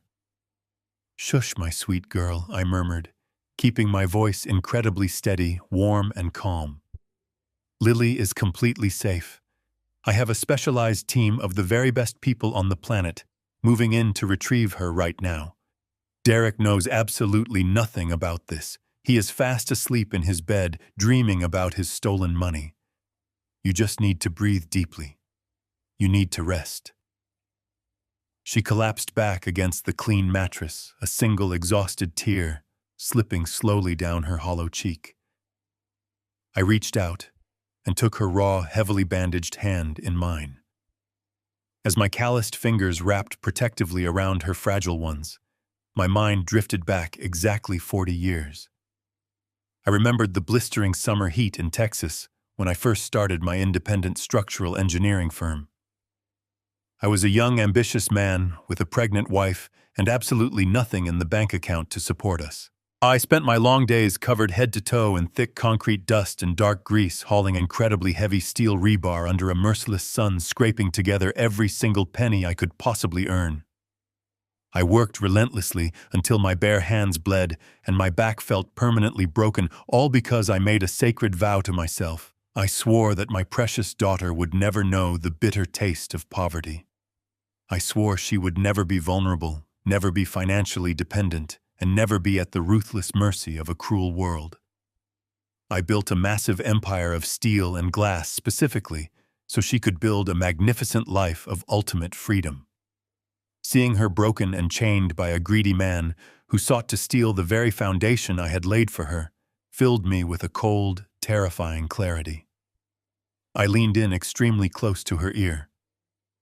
"Sarah, listen to me very carefully," I whispered, my voice vibrating with absolute undeniable certainty. "Derek is going to lose his company. He is going to lose his freedom. He is going to lose every single thing he values in this entire world. I am going to tear his perfect life down to the bare studs, and I am going to make absolutely sure he spends the rest of his miserable existence rotting away in a cold concrete cell. You never have to be afraid of him ever again. I promise you that." Sarah closed her eyes, the lingering tension finally leaving her battered body as the strong medication pulled her into a deep, healing sleep. The trauma nurse, an experienced, stern-faced woman named Elena, motioned for me to step out into the sterile hallway.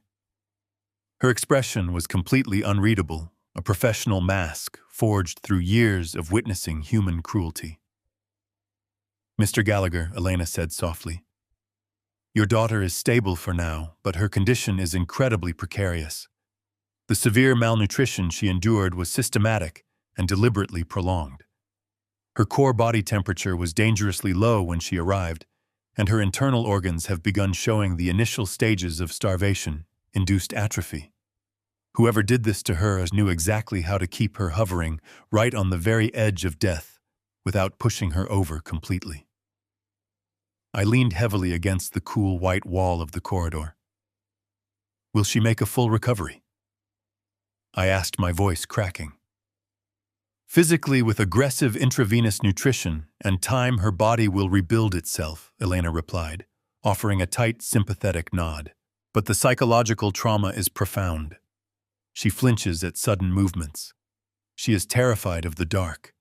The mental conditioning she endured in that garage was designed to systematically dismantle her sense of self-worth and reality.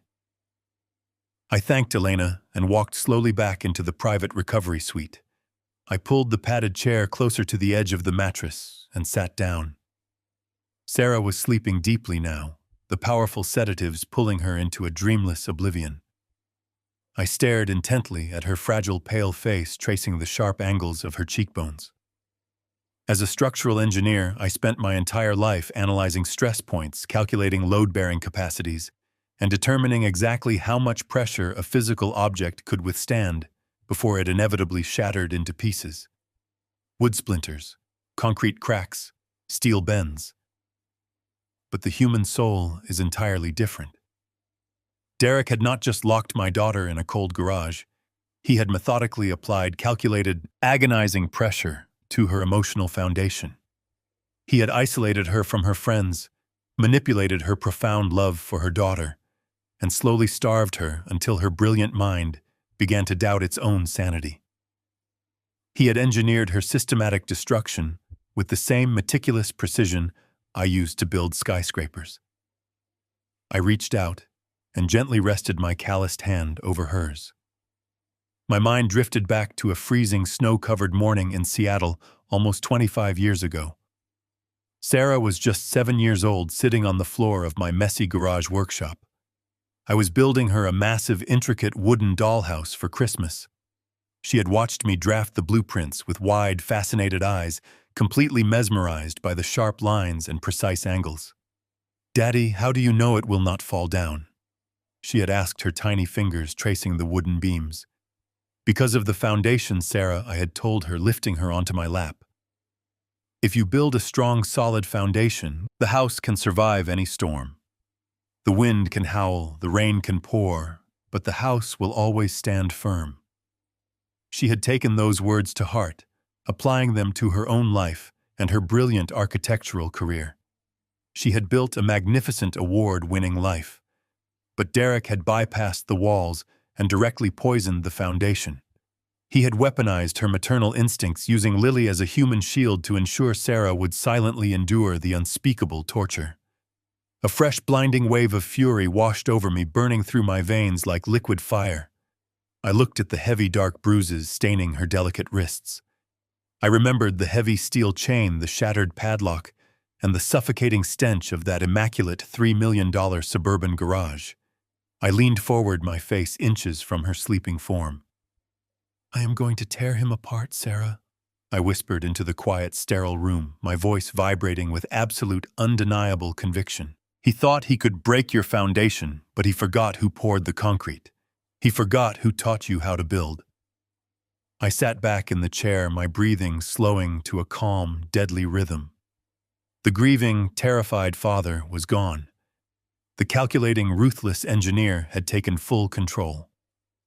I was going to systematically dismantle Derek Mitchell's entire existence piece by piece until there was nothing left but dust. I sat there silently for another full hour, simply watching her chest steadily rise and fall, gathering the dark strength I needed for the final, devastating act of this play. But my quiet vigil was suddenly interrupted by the faint buzzing of the diagnostic tablet resting in my coat pocket. I pulled the device out and activated the glowing screen. The interface was still securely linked to Derek's home security system, feeding me live, uninterrupted video from the hallway cameras I had bypassed earlier. The digital timestamp at the bottom corner read exactly 5:30 in the morning. On the small screen, I watched the camera feed in the main utility corridor blink to life. Derek stepped casually into the frame. He was wearing expensive silk pajamas, rubbing his sleepy eyes, looking slightly annoyed rather than remotely suspicious. He was holding a small, shiny silver key in his right hand, the specific key to the heavy steel garage door. My pulse quickened dramatically as I watched the digital feed unfold. I knew exactly what he was doing. He was going to routinely check on his helpless prisoner before starting his busy day, probably planning to offer her a meager, cruel ration of water just to prolong her suffering long enough for his public offering to successfully clear. I watched intently, my breath hitching, as he inserted the key, turned the heavy deadbolt, and pushed the reinforced door wide open. He stepped confidently into the dark garage and reached blindly for the wall light switch. The bright fluorescent bulbs flickered on instantly. Even through the grainy black and white security footage, I could see the exact terrifying moment his entire world completely stopped. The heavy steel chain lay completely empty on the pristine epoxy floor. The broken, shattered padlock rested uselessly near the dented interior door handle. His captive prisoner was utterly gone. He stumbled frantically backward, his trembling hands forcefully grasping at the empty air, as sheer panic finally fractured his carefully polished exterior facade. The illusion of his absolute control evaporated, replaced by a sudden, paralyzing realization that he was now the one being hunted. I watched Derek stagger backward through the digital feed, his chest heaving as he stared at the severed chain. The polished, arrogant tech executive was completely gone, replaced by a desperate, cornered predator. He spun around, his eyes darting frantically across the empty garage, searching the dark corners for any sign of a struggle or a breach. He kicked the shattered padlock across the pristine epoxy floor, letting out a muffled, furious curse that did not quite register on the audio feed, but was unmistakably clear on his violently contorted face. He pulled his mobile phone from his silk pajama pocket, his thumbs flying aggressively across the glowing screen. He was undoubtedly preparing to alert his mother, or perhaps even the corrupt local sheriff. But I could not give him the time or the space to formulate a countermeasure.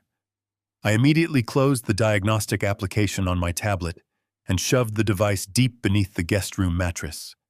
I ruffled my hair, let out a loud, highly exaggerated yawn, and opened the bedroom door, stepping heavily onto the hardwood floor of the hallway.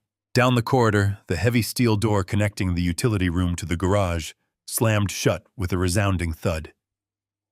Seconds later, Derek emerged into the kitchen. He was breathing rapidly, a thin sheen of nervous sweat glistening on his pale forehead. When he saw me shuffling toward the coffee maker, he nearly jumped out of his skin. "William," he gasped, his voice cracking noticeably before he forced it back into a smooth, artificial cadence. "You are up incredibly early. Did you manage to get any decent sleep?" I offered him a weary, grandfatherly smile, moving slowly to fill the glass carafe with fresh water. "My internal clock is completely ruined by the massive time difference," I replied calmly. "Plus, I simply cannot stop thinking about my poor Sarah." "Is everything all right with you, Derek? You look a bit pale this morning." Derek swallowed hard, his Adam's apple bobbing visibly as he hastily straightened his expensive silk pajama shirt. "I am perfectly fine, William," he lied, flashing a tight, sickeningly fake smile. "Just feeling the heavy weight of the upcoming initial public offering. There is a tremendous amount of stressful corporate preparation to handle. If you will kindly excuse me, I need to take a quick shower and get an early start on my important business calls." I nodded sympathetically, watching him retreat hastily down the hallway toward the master suite. The moment his bedroom door clicked shut, my entire demeanor hardened into pure, freezing ice. He was scrambling, desperate to figure out how his captive wife had managed to vanish into the night without leaving a single trace. He was trying to determine if she had somehow contacted the authorities or if she was currently freezing to death in the nearby woods.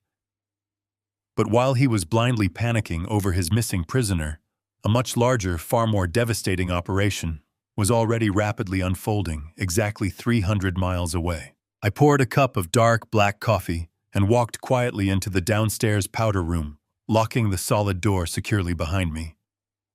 I pulled my encrypted cellular phone from my pocket. Victoria Reed had just sent a secure, self-deleting text message. The tactical extraction team had successfully breached the perimeter of the rural property belonging to Barbara's sister. I stared at the glowing screen, my heart hammering a fierce, relentless rhythm against my ribs as the real-time updates began to populate the encrypted chat window. Through Victoria's concise text descriptions, I could vividly picture the entire shadowy operation. 4 highly trained former military operatives dressed in completely unmarked sound-absorbent tactical gear moved like silent phantoms through the dense, freezing woods surrounding the isolated house. They did not carry standard firearms that could easily trigger a deadly chaotic shootout. This was a zero-gunfire precision rescue mission. They utilized advanced thermal imaging drones to map the exact interior layout of the rural property, instantly identifying the specific heat signatures of two sleeping individuals. One was an adult female resting in the master bedroom. The other was a small, fragile child sleeping in a locked nursery down the narrow hall. The lead tactical operative effortlessly bypassed the heavy reinforced steel gate, using a localized electronic scrambling device, entirely neutralizing the rural security system without triggering a single alarm. They approached the back entrance of the house. Using a specialized hydraulic breaching tool, they forced the heavy wooden door open with a soft, nearly imperceptible hiss. The team instantly split into two highly coordinated, flawless units. Two heavily armored men moved with absolute silence toward the master bedroom to neutralize the immediate threat. The other two operatives glided swiftly toward the nursery to secure my precious granddaughter. Barbara's sister never even had a chance to open her eyes. Before she could register the distinct, terrifying presence of intruders standing in her dark bedroom, a gloved hand firmly clamped over her mouth. A fast-acting clinical-grade sedative was administered through a small, painless injection to her shoulder. She slipped instantly into a deep, heavy drug-induced unconsciousness. She would sleep peacefully for the next 8 hours, completely unaware that her valuable, heavily guarded hostage had been swiftly taken from her custody. Meanwhile, the second team gently picked the lock on the nursery door. The lead medic stepped quietly into the room, his night vision goggles illuminating the small, frightened shape of Lily, huddled under a thin blanket. She was softly crying in her sleep, dreaming of the terrible monsters that had torn her away from her loving mother. The medic removed his intimidating tactical helmet, revealing a warm, kind face. He gently scooped the tiny, trembling girl into his strong arms, wrapping her securely in a thick, specialized thermal blanket to protect her against the biting night air. He whispered soft, comforting words, assuring her that she was finally going home to her mommy. The extraction was an absolute flawless masterpiece of private military precision. Within exactly 7 minutes of the initial perimeter breach, the Ghost team had successfully retreated back into the dense, shielding woods. They loaded Lily into a heavily armored, unmarked transport vehicle, equipped with comprehensive medical supplies, and immediately began the long, silent drive back to the secure underground clinic in Seattle. My phone buzzed with the final triumphant confirmation message from Victoria. The package is entirely secure. She is perfectly safe and currently in transit to her mother. No casualties, no alarms, no local police involvement whatsoever. I let out a long, shaky sigh of profound relief, resting my forehead against the cool bathroom mirror. But my moment of peace was abruptly shattered. Through the thick walls, I heard Derek's muffled, frantic voice echoing from the master bedroom. His private cellular phone was ringing aggressively. It was his panicked aunt. She had just woken up early and discovered the empty nursery. Lily was gone. Derek realized with absolute horror that he was rapidly losing total control of everything he valued, remaining completely oblivious to the seemingly clueless old man standing merely feet away, orchestrating his absolute, undeniable, and devastatingly swift, permanent downfall. The steel door of the underground clinic swung open with a soft, pneumatic hiss. I turned to watch the tactical extraction team step quietly into the sterile white hallway. In the arms of the lead operative, wrapped securely in a thick thermal blanket, was my 4-year-old granddaughter. Lily was fast asleep, her small chest rising and falling in a peaceful rhythm that shattered the tension gripping my shoulders. The operative gently carried her into the private recovery suite, laying her on the mattress next to her mother. Sarah stirred weakly, her bruised face breaking into a fragile smile as she wrapped her arms around her child. The nightmare of their separation was finally over. My family was secure, hidden away in a fortress where no one could ever harm them. I stood in the doorway watching the two most important people in my world holding each other. The profound relief was intoxicating, but it was quickly pushed aside by cold determination. The protective grandfather had done his job.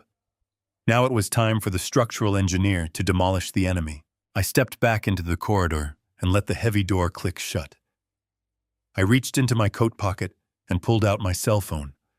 My thumb hovered over the screen, ready to dial 911. I wanted to hear the frantic wail of police sirens cutting through the damp Seattle morning.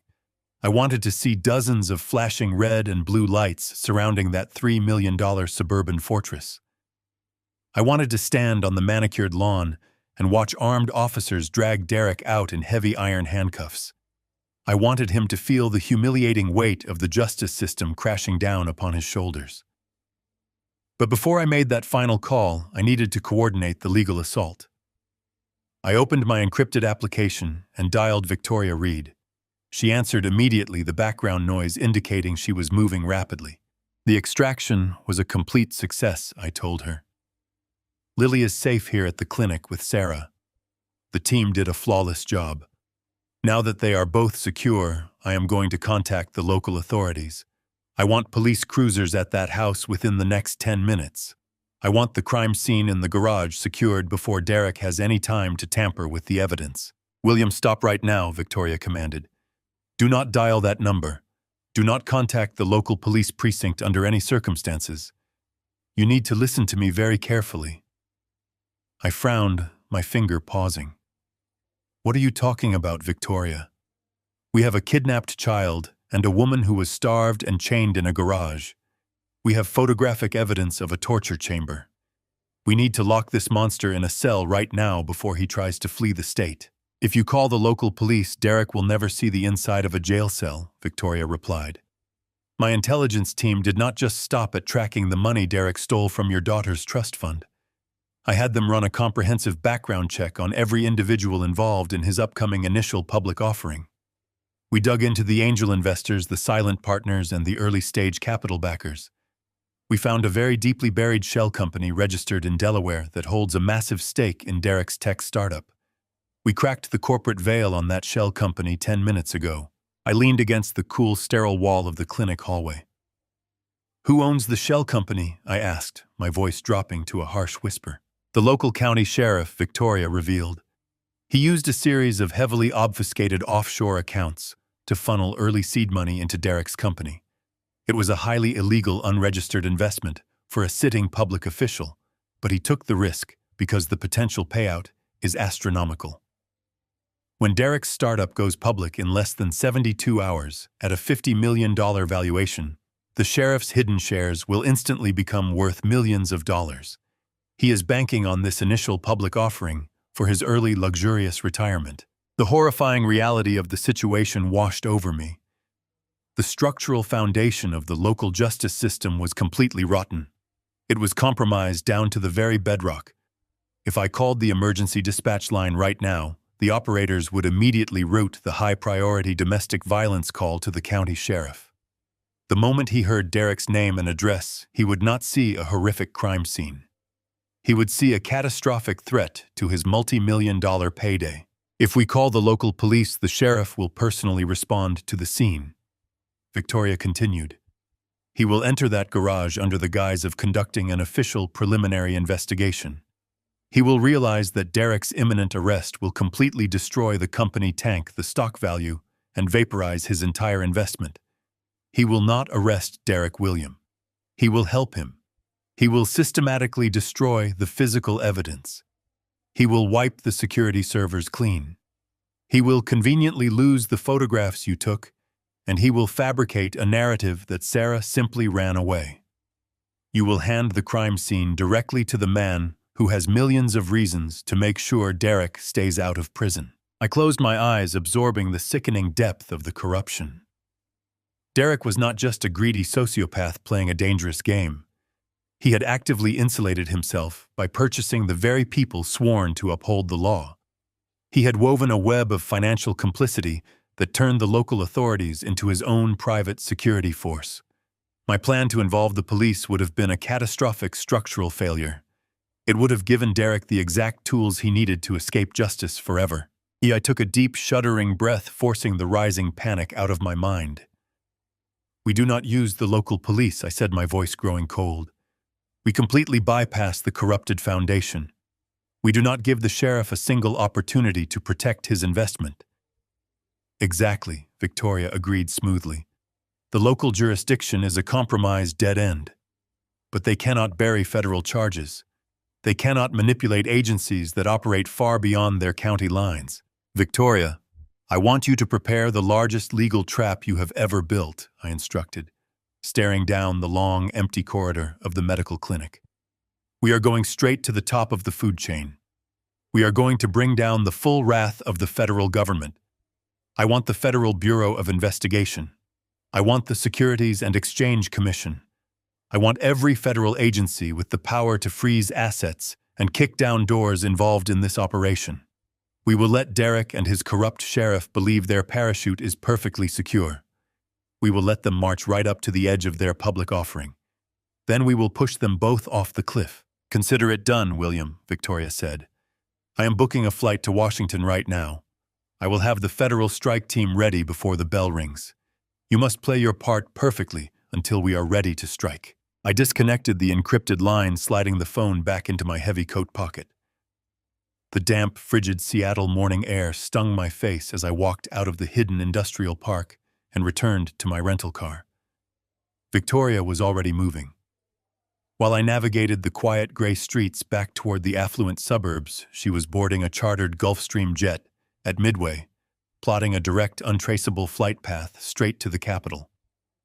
I parked 2 blocks away from Derek's $3 million fortress, walking the remaining distance, so the hum of the engine would not disturb the sleeping house. I slipped through the patio doors just as the first pale light of dawn began to bleed across the horizon. I returned to the guest room, removed my shoes, and lay down on top of the covers. I had to look like a tired, grieving old man who had slept through the entire night. But sleep was impossible. My mind was in Washington. By noon, Eastern Standard Time, Victoria Reed was striding confidently through the towering, imposing marble columns of the federal building. She did not bother with local field offices or mid-level bureaucrats.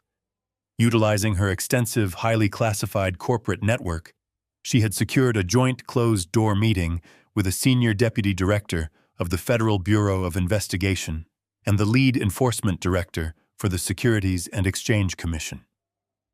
They sat in a soundproof conference room surrounded by thick, reinforced glass and sweeping views of the Capitol. Victoria did not waste a single second with pleasantries. She opened her sleek leather briefcase and slid the bulletproof dossier across the polished mahogany table. The federal agents opened the thick file. The room fell into a heavy, suffocating silence as they processed the absolute horror and the staggering financial audacity of Derek's operation. Victoria walked them through the timeline with surgical precision. She showed them the high-resolution photographs I had taken inside the hidden wall safe. She pointed out the obvious sloppy forgeries on the power of attorney documents. She highlighted the fraudulent medical evaluations signed by the corrupt, highly paid private physician, explicitly detailing the fabricated narrative of severe anorexia nervosa. She presented the massive $15 million life insurance policy, clearly demonstrating the terrifying, undeniable motive for attempted murder. Derek had meticulously planned to starve my daughter to death in a climate-controlled garage to secure a massive tax-free payout without ever having to divide her corporate assets in a messy public divorce proceeding. But Victoria did not stop at domestic terrorism and attempted murder. She knew exactly how to hook the Securities and Exchange Commission. She laid out the complex, highly obfuscated financial routing. She traced every single stolen dollar from Sarah's completely drained trust fund through a tangled web of offshore holding companies right back into Derek's technology startup. He had artificially inflated the perceived value of his company, using stolen capital, presenting it to the market as legitimate explosive growth. And then Victoria dropped the final devastating piece of the puzzle. She presented the unmasked corporate ownership records of the hidden Delaware shell company, directly linking the corrupt local county sheriff to the massive fraudulent initial public offering. The federal directors were completely stunned. They were looking at a masterfully orchestrated syndicate of kidnapping, wire fraud, attempted murder, severe public corruption, and massive securities fraud, all scheduled to culminate in a highly publicized $50 million market debut in less than 72 hours. The deputy director of the Federal Bureau immediately authorized a joint federal task force. They were ready to mobilize a heavily armed tactical raid team to storm the Seattle property, seize the assets, and arrest Derek Barbara and the corrupt county sheriff simultaneously. But the enforcement director for the Securities Commission raised a single crucial objection. While the physical evidence of kidnapping and the forged documents were undeniably strong, prosecuting complex financial fraud required an airtight, bulletproof narrative. White-collar criminals like Derek were notoriously slippery. With $50 million on the line, he would hire the most aggressive, expensive defense attorneys in the country. He would claim the offshore transfers were legitimate business loans. He would claim the sheriff was a blind investor. To completely destroy him financially, to ensure the commission could permanently freeze every single asset and dismantle his company without years of grueling, uncertain litigation. They needed one specific thing. They needed Derek to publicly and voluntarily acknowledge the fraudulent financial structure right before the bell rang. They needed him to take the bait on record. Victoria called me on the encrypted line as I sat in the silent guest room. The federal task force is officially a go. William, she reported, her voice buzzing with electric anticipation. We have federal agents mobilizing from the Seattle field office right now. They are setting up a secure perimeter miles away from the local police scanners. But the Securities Commission needs a definitive recorded confession of his financial intent. They need you to offer him a massive sum of money. You have to make him feel so incredibly greedy, so absolutely untouchable, that he willingly admits to bypassing standard financial regulations. I understand, I whispered, standing up from the bed and smoothing the wrinkles out of my trousers. I will give them exactly what they need. I will make him feel like the smartest man in the world. I ended the call. The time for hiding in the shadows was over. It was time to step directly into the line of fire. I walked to the guest room door, took a deep, steadying breath, and turned the handle. I stepped out into the hallway, forcing my shoulders to slump and my face to sag with the heavy fabricated weight of a broken, grieving grandfather. I shuffled slowly toward the main living area. The house was no longer silent. I could hear the frantic, muffled sound of hurried footsteps and hushed, panicked whispering coming from the kitchen. Derek and Barbara were pacing nervously around the marble island. Derek's expensive silk pajamas were wrinkled, and his perfectly styled hair was a disheveled mess. His eyes were wild, darting frantically toward the utility corridor that led to the garage. They had discovered the empty chain. They knew Sarah was gone, and the fragile illusion of their perfect control was rapidly unraveling. When Derek saw me enter the room, he froze completely. He forced his panic down, plastering that same sickening, sympathetic smile across his pale face. "William," he stammered, his voice pitching slightly higher than normal. "You are awake. Did you manage to get any sleep?" I sighed heavily, walking over to the kitchen counter and leaning heavily against the cool stone. "Not much, Derek," I said softly, rubbing my tired eyes. "I have spent the entire night thinking about Sarah. I have been thinking about how much she is suffering at that terrible wellness retreat in Sedona. I feel like such a failure. I feel like I should have been here for her. I should have protected her from this terrible mental breakdown." Derek's shoulders relaxed just a fraction. He believed the lie. He believed I was still entirely oblivious to the reality of the empty garage. "You cannot blame yourself, William," he said, stepping closer and placing a reassuring hand on my shoulder. "We are all trying to process this tragedy. We just have to stay strong for Lily." I nodded slowly, projecting an image of absolute desperate vulnerability. "I know, Derek. And that is exactly why I came out here. I want to help. I cannot fix Sarah's broken mind, and I cannot bring Lily home from camp any faster, but I can secure this family's future. I know you are taking your technology startup public in 3 days.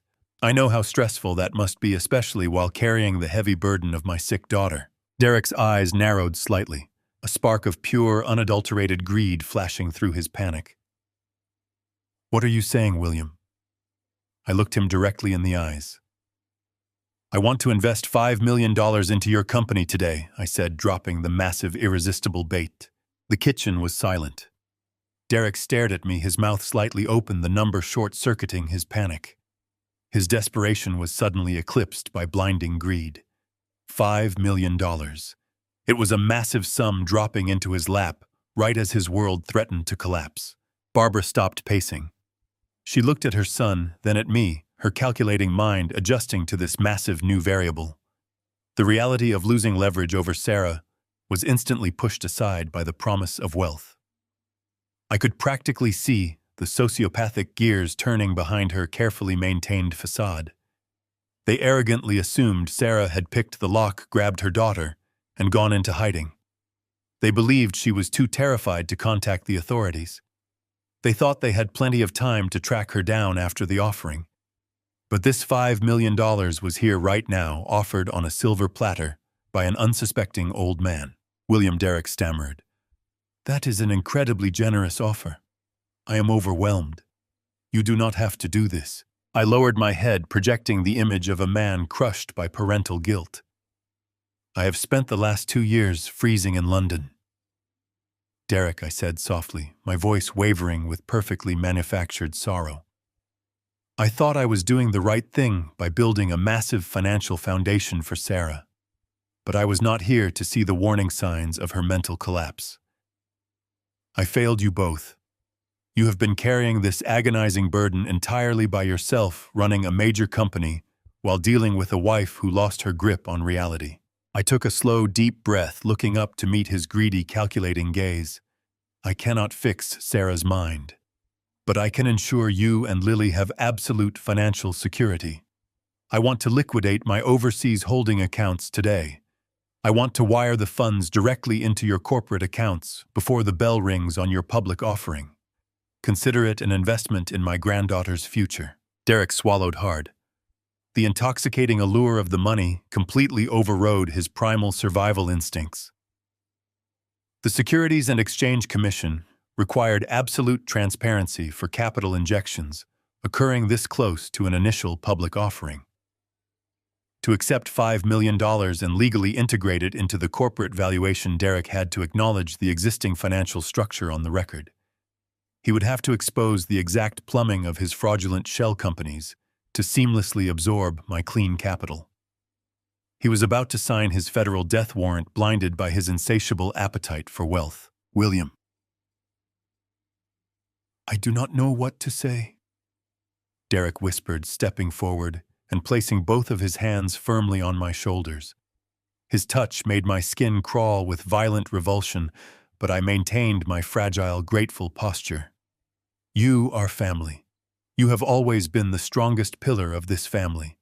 If you truly want to make this investment, I will personally ensure that your capital is integrated at the highest possible founder valuation tier.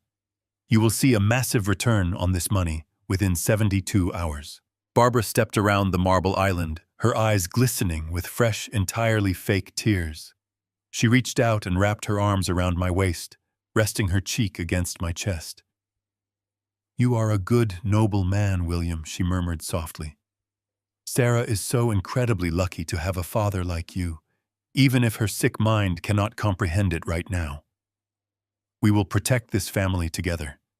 We will make sure Lily grows up with everything she could ever possibly dream of. I gently patted Barbara's back, staring blankly over her shoulder at the expensive stainless steel appliances. Thank you, Barbara, I replied quietly. I just need to know exactly how to route the overseas wire transfer. My banking handlers in London are standing by. They require specific corporate routing instructions to bypass the standard international holding delays. We need to move the capital today to ensure it clears before your public debut. Derek stepped back, his mind racing with logistical corporate greed. Of course, he said quickly, his panic entirely replaced by the thrilling logistics of massive financial fraud. I will have my chief financial officer generate a secure, expedited investment contract right now. We will use a specialized holding structure to rapidly absorb your overseas capital. It will flow directly into the primary valuation pool. I will walk you through the entire financial architecture this afternoon so you can see exactly how your money is securing our future. I nodded slowly, a warm grandfatherly smile spreading across my face. That sounds perfect, Derek. I want to see everything. I want to understand exactly how you built this incredible empire. The trap was officially set. The heavy steel jaws were locked into place and the predator had eagerly stepped right into the center of the cage, completely mesmerized by the bait. Derek was going to hand me the exact corporate roadmap the federal investigators needed to secure their airtight conviction. He was going to proudly explain his fraudulent financial plumbing, detailing every single illicit transfer, believing he was simply impressing a wealthy grieving investor. Later that evening, the heavy suffocating tension that had gripped the house earlier that morning had completely evaporated. Derek and Barbara were buzzing with electric celebratory energy. They had managed to convince themselves that Sarah and Lily were simply a temporary manageable problem that could be dealt with after the corporate celebration. The impending injection of my $5 million had completely validated their sociopathic arrogance. They felt utterly invincible. I sat on the plush white sofa in the living room reviewing the expedited investment contracts Derek had proudly printed out for me. The documents were a masterpiece of white-collar deception masking the stolen trust fund money alongside my new capital. I signed the paperwork with a steady hand, securing my position as a major stakeholder in the doomed enterprise. I handed the heavy folder back to Derek. "It is officially done, son," I said warmly. "The funds will clear your corporate accounts by tomorrow morning." Derek took the folder, his dark eyes gleaming with absolute triumph. He poured 2 glasses of expensive scotch and handed one to me. He raised his glass, the amber liquid catching the light from the expensive crystal chandelier overhead. "To family," he proclaimed smoothly, "and to the incredible future we are building together." "To the future," I echoed, taking a slow sip of the burning alcohol. Derek set his glass down on the glass coffee table and leaned forward, his face flushed with the thrill of impending victory. "William, since you are officially a major stakeholder, it is essential that you stand by my side when we go public. I am hosting a lavish launch gala right here on Friday night. Top investors, local politicians, and key stakeholders will be in attendance. We are going to project the live bell ringing on a massive screen. It will be the defining moment of my career. I need you to celebrate with us." I smiled at him. "I would not miss it for the world, Derek. I will wear my best suit to celebrate exactly what you deserve." Friday evening arrived with a suffocating air of manufactured elegance. The $3 million suburban fortress had been completely transformed into a glittering venue of corporate triumph. A team of professional caterers moved silently through the expansive living room, balancing silver trays loaded with delicate appetizers and crystal flutes of imported vintage champagne. The heavy mahogany furniture had been pushed back to create a vast open space for the gathering crowd. Soft ambient jazz played from the integrated smart speakers, masking the dark, violent history that had unfolded within these very walls just days prior. At the center of the room, dominating the entire space, stood a massive high-definition projection screen. It was currently displaying the sleek, minimalist logo of Derek's technology startup, waiting to broadcast the live feed of the closing bell ceremony from the Eastern Stock Exchange. The atmosphere inside the room was absolutely electric with greed. I stood quietly near the sweeping glass patio doors, wearing a tailored charcoal suit, holding a glass of sparkling water. I watched the room fill with the local elite. There were wealthy venture capitalists in bespoke Italian suits, regional politicians smiling for the hired photographers, and prominent banking executives eager to attach their names to the next $50 million unicorn. And right in the center of the room, laughing loudly at a joke Derek had just made, stood the local county sheriff. He was a large, imposing man wearing a tailored uniform that stretched slightly across his chest. He clutched a glass of expensive bourbon, his eyes gleaming with the intoxicating anticipation of his illegal multi-million-dollar payout. He looked incredibly comfortable in a house built on the intense suffering of my daughter. Barbara circulated through the crowd, wearing a stunning emerald green evening gown. She seemed proud. She played the role of the proud, resilient matriarch to absolute perfection, accepting compliments and sympathetic pats on the shoulder with practiced grace. They all believed they were completely untouchable. They believed they had successfully navigated every obstacle, secured their stolen wealth, and effectively erased Sarah from existence forever. As the digital clock on the wall approached the final minutes before the market bell, the ambient jazz music faded into total silence. Derek stepped confidently onto a small raised platform, positioned directly in front of the massive projection screen. He tapped the microphone, the sharp feedback instantly drawing the attention of the buzzing room.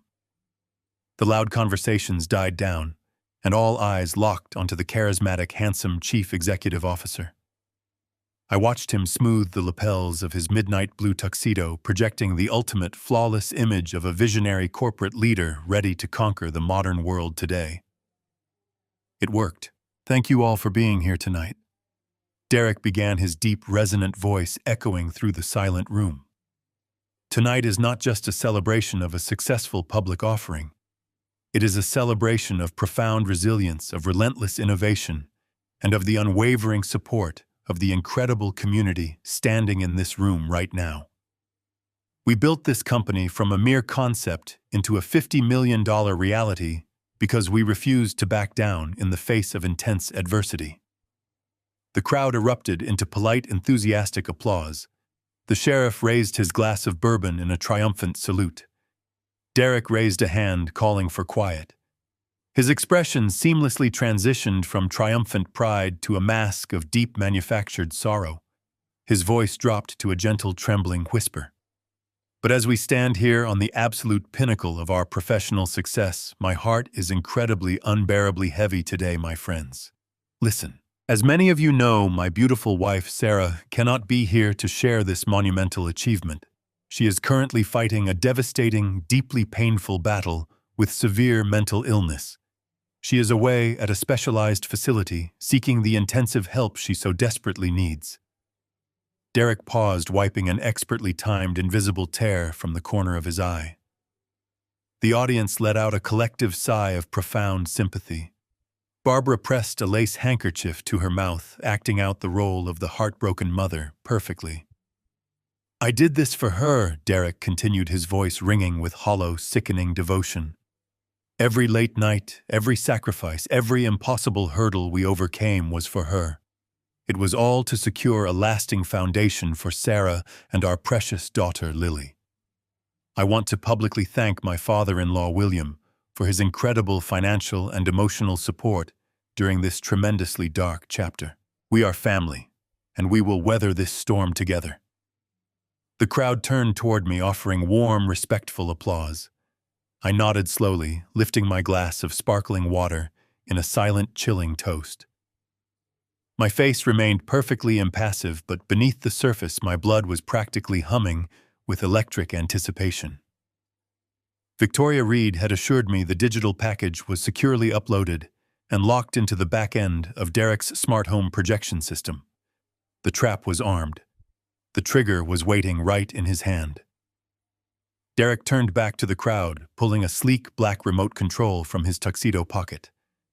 And now, my friends, it is time to ring the bell and officially launch this company into the stratosphere, he said. He aimed the remote at the massive screen and pressed the primary activation button. The sleek corporate logo vanished instantly. The screen blinked completely black for a fraction indeed. The wealthy investors raised their crystal flutes, expecting to see the bustling floor of the stock exchange and the ringing of the ceremonial bell. Instead, the high-definition screen flickered violently. A blast of harsh fluorescent light filled the massive display. The image was perfectly clear, pulled directly from the diagnostic loop I had extracted from the security servers. It was the interior of the climate-controlled garage. The crowd gasped in sudden collective confusion. There, projected in massive, undeniable scale for the entire room to see, was my daughter. Sarah was curled into a tight, trembling ball on the cold, concrete floor, wearing the soiled, oversized gray sweatshirt. The camera zoomed in with brutal clarity, highlighting the hollowed, bruised features of her emaciated face. The audience froze in absolute paralyzing horror as the image shifted downward, focusing entirely on the heavy steel chain wrapped tightly around her ankle. Yes, it was secured with a heavy padlock to the reinforced plumbing pipe. A woman in the front row dropped her champagne flute. The crystal shattered against the hardwood floor with a sharp, terrifying crack, but no one moved to clean it up. The room was trapped in a suffocating vacuum of shock. Before Derek could even register what was happening on the screen behind him, the audio track kicked in.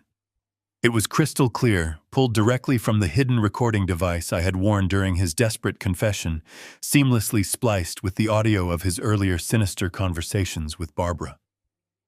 The booming sound of Derek's own voice echoed from the surround sound speakers, completely filling the silent, horrified room. "We just have to wait a little longer," his recorded voice stated with chilling, sociopathic calmness. "When she finally starves to death, we call the highly paid private doctor immediately. See? He signs the certificate for severe anorexia. We collect the $15 million life insurance policy completely tax-free, and we keep total control of her corporate assets. We do not have to split a single dime." Barbara's recorded voice chimed in immediately, dripping with venomous greed. "Just make sure the old man suspects nothing. We need his $5 million to pad the valuation before the public offering clears." The color completely drained from Derek's face. The remote control slipped from his trembling fingers, clattering uselessly onto the wooden platform. He spun around, staring at the massive screen in absolute paralyzing disbelief. His perfect $50 million world was literally disintegrating before his eyes in high definition. Barbara let out a sharp, piercing shriek, dropping her lace handkerchief and grabbing the edge of a nearby cocktail table to keep from collapsing. The wealthy investors began backing away rapidly now, their expressions twisting from shock into deep physical revulsion. The county sheriff, however, did not freeze in horror. His survival instincts kicked into immediate overdrive. He realized instantly that the fraudulent shell company, the illegal investments, and his entire corrupt career were about to be brutally exposed to federal regulators.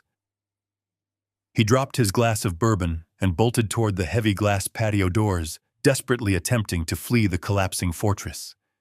He never made it past the threshold. Before the sheriff could even push the glass door open, a deafening explosive crash shattered the front entryway of the house. The heavy mahogany doors were violently kicked off their reinforced hinges.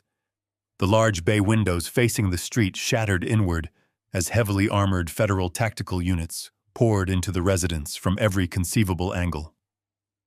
"Federal Bureau of Investigation." A commanding voice roared over the absolute chaos. "Nobody move a single muscle." Dozens of tactical agents in heavy dark armor flooded into the expansive living room, their weapons raised and sweeping across the terrified crowd. The wealthy investors, politicians, and corporate executives screamed in absolute panic, dropping their crystal champagne flutes and falling to the floor. The corrupt county sheriff did not even have the chance to reach for his service weapon. 3 massive federal agents tackled him forcefully to the hardwood floor. His shiny badge scraped violently against the polished wood as his hands were wrenched painfully behind his back, securing him in heavy steel handcuffs. He shouted desperate, pathetic threats. Derek remained completely frozen on the small raised platform. He was staring blindly at the massive projection screen, watching the horrific loop of his starving wife and listening to the damning audio of his own murderous plot. 2 agents grabbed his shoulders, spinning him around aggressively. They slammed him face first against the glowing screen. The harsh fluorescent light from the projected garage illuminated his panicked, sweating face. The cold steel cuffs clicked sharply around his wrists, trapping him forever. His perfect midnight blue tuxedo was violently wrinkled, mirroring the sudden catastrophic destruction of his carefully manufactured existence completely accurately. I stood quietly on the upper landing of the grand staircase, looking down at the absolute chaos unfolding below. I took a slow, deliberate sip of my sparkling water. The cool liquid felt incredibly refreshing against my dry throat. I set the glass down on a nearby side table and began my descent. I walked down the sweeping wooden stairs with slow, measured steps. The terrified guests scrambled out of my way, pressing their bodies tightly against the walls. They created a clear, unobstructed path directly to the center of the room. I walked straight toward the massive projection screen. I stopped just a few feet away from the man who had chained my daughter to a plumbing pipe. Derek turned his head awkwardly, pressing his bruised cheek against the screen to look at me. His dark eyes were wide with a frantic, desperate confusion. "William," he gasped, his voice cracking horribly. "You have to tell them this is a massive misunderstanding. You know I love Sarah. You just gave me $5 million to support the family. Please tell them you invested in my company. Help me explain this to them. I am innocent of these terrible charges entirely." I looked at him with a gaze so incredibly cold, it could have frozen the blood in his veins. "There was no $5 million, Derek," I said softly, ensuring my voice carried clearly over the murmurs of the detained crowd. "It was nothing but bait. A simple, shiny lure designed to make you formally acknowledge your fraudulent financial architecture on the federal record. The Securities and Exchange Commission has been monitoring your entire network since Tuesday. They have officially frozen every single bank account associated with your name, your offshore holdings, and this highly fraudulent technology company right now." Derek's eyes widened even further, the profound realization of his total ruin finally breaking through his shock. "Your initial public offering is completely dead," I continued, my tone totally flat and merciless. "The stock exchange has formally delisted your company. This $3 million house purchased with the trust fund money you stole from my daughter has just been officially seized by the federal government as the primary staging ground for a kidnapping and attempted murder. You own absolutely nothing. You are walking out of these shattered glass doors with nothing but the expensive clothes on your back right now. You will spend the rest of your miserable life paying for what you did to my family." Before Derek could even process the devastating finality of my words, a sharp, hysterical shriek pierced the heavy air of the living room. Barbara was violently thrashing against the firm grip of a female federal agent. Her stunning emerald green evening gown was torn at the shoulder. Her carefully styled hair hung in messy, tangled clumps across her tear-stained face. She managed to break free for a single desperate second, throwing herself forcefully onto the floor directly at my very own feet. She grabbed the hem of my trousers, weeping with loud, exaggerated, theatrical sobs. "William, I am begging you," she wailed, staring up at me with mascara running down her flushed cheeks. "You are a reasonable man. You have to believe me. I had absolutely no idea what he was planning. Derek forced me to go along with it. He threatened me constantly. I am just a frightened, helpless mother trying to survive. I love Sarah. I love Lily. Please, you have to tell them to let me go. I simply cannot survive inside a cold, dark, lonely prison cell today." I looked down at her grasping hands. I felt absolutely no pity, no hesitation, and no mercy. I reached slowly into the interior pocket of my tailored charcoal suit jacket. I pulled out a thick, folded stack of papers. It was the glossy black binder containing the heavily forged medical records I had photographed in the hidden wall safe. I dropped the heavy bundle directly onto the floor, right in front of her weeping face. The papers scattered across the hardwood, displaying the corrupt doctor's signature and the blatantly fake diagnosis of severe anorexia nervosa for everyone to clearly see. "I remember the audio recording very clearly, Barbara," I said, my voice echoing through the silent, captivated room. "I remember hearing your voice dripping with greed, eagerly plotting to starve my precious daughter to death, just to pad a corporate valuation. You played the role of the concerned, heartbroken mother flawlessly. You enjoyed the psychological torture you inflicted upon my child. You told me you thought a psychiatric facility was the best possible place for someone with a severe mental illness." I leaned down slightly, bringing my face closer to hers. "I have fantastic news for you, Barbara," I whispered. "The federal prosecutor has secured a permanent, highly restricted room for you in a maximum security psychiatric prison." You will spend the next 40 years surrounded by thick, padded walls and heavy steel doors. You will have decades to sit in absolute suffocating silence and think about the brilliant, beautiful woman you tried to destroy. And no one, absolutely no one, will ever believe a single tear you shed again. The federal agent grabbed Barbara by the arms, hauling her roughly off the floor. She screamed and kicked, her mask of elegant sophistication completely shattered, revealing the pathetic, desperate coward. The agents dragged her forcefully out the front doors, tossing her into the back of a waiting armored transport vehicle. Derek was pulled away moments later, his head hanging in total, crushing defeat. He did not look back. He knew his golden empire was reduced to toxic ash. The corrupt sheriff followed his political career and his illegal millions vanishing into the cold Seattle night. 1 year later, the warm golden afternoon sun filtered through the tall canopy of ancient oak trees, casting dancing shadows across the sweeping emerald green lawn. I sat comfortably on the wraparound wooden porch outside. The secure estate was located far away from the dark memories of the city. The air smelled of blooming jasmine and fresh rain. I held a steaming mug of dark black coffee in my hands, feeling the comforting, familiar heat seep deeply into my aging bones. I took a slow, satisfying sip, letting the rich, bitter flavor ground me in the peaceful reality of the present moment. A sudden joyous burst of laughter rang out across the yard. I looked up and smiled. Lily was running barefoot through the soft grass, wearing a bright yellow sundress. She was giggling uncontrollably.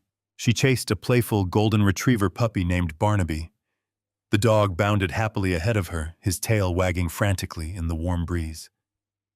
She was 5 years old now, her cheeks rosy and full, her bright eyes completely free of the terrifying shadows that had briefly darkened her innocent world. She was happy, healthy, and entirely safe. Sitting on a woven wicker chair just a few feet away from me was Sarah.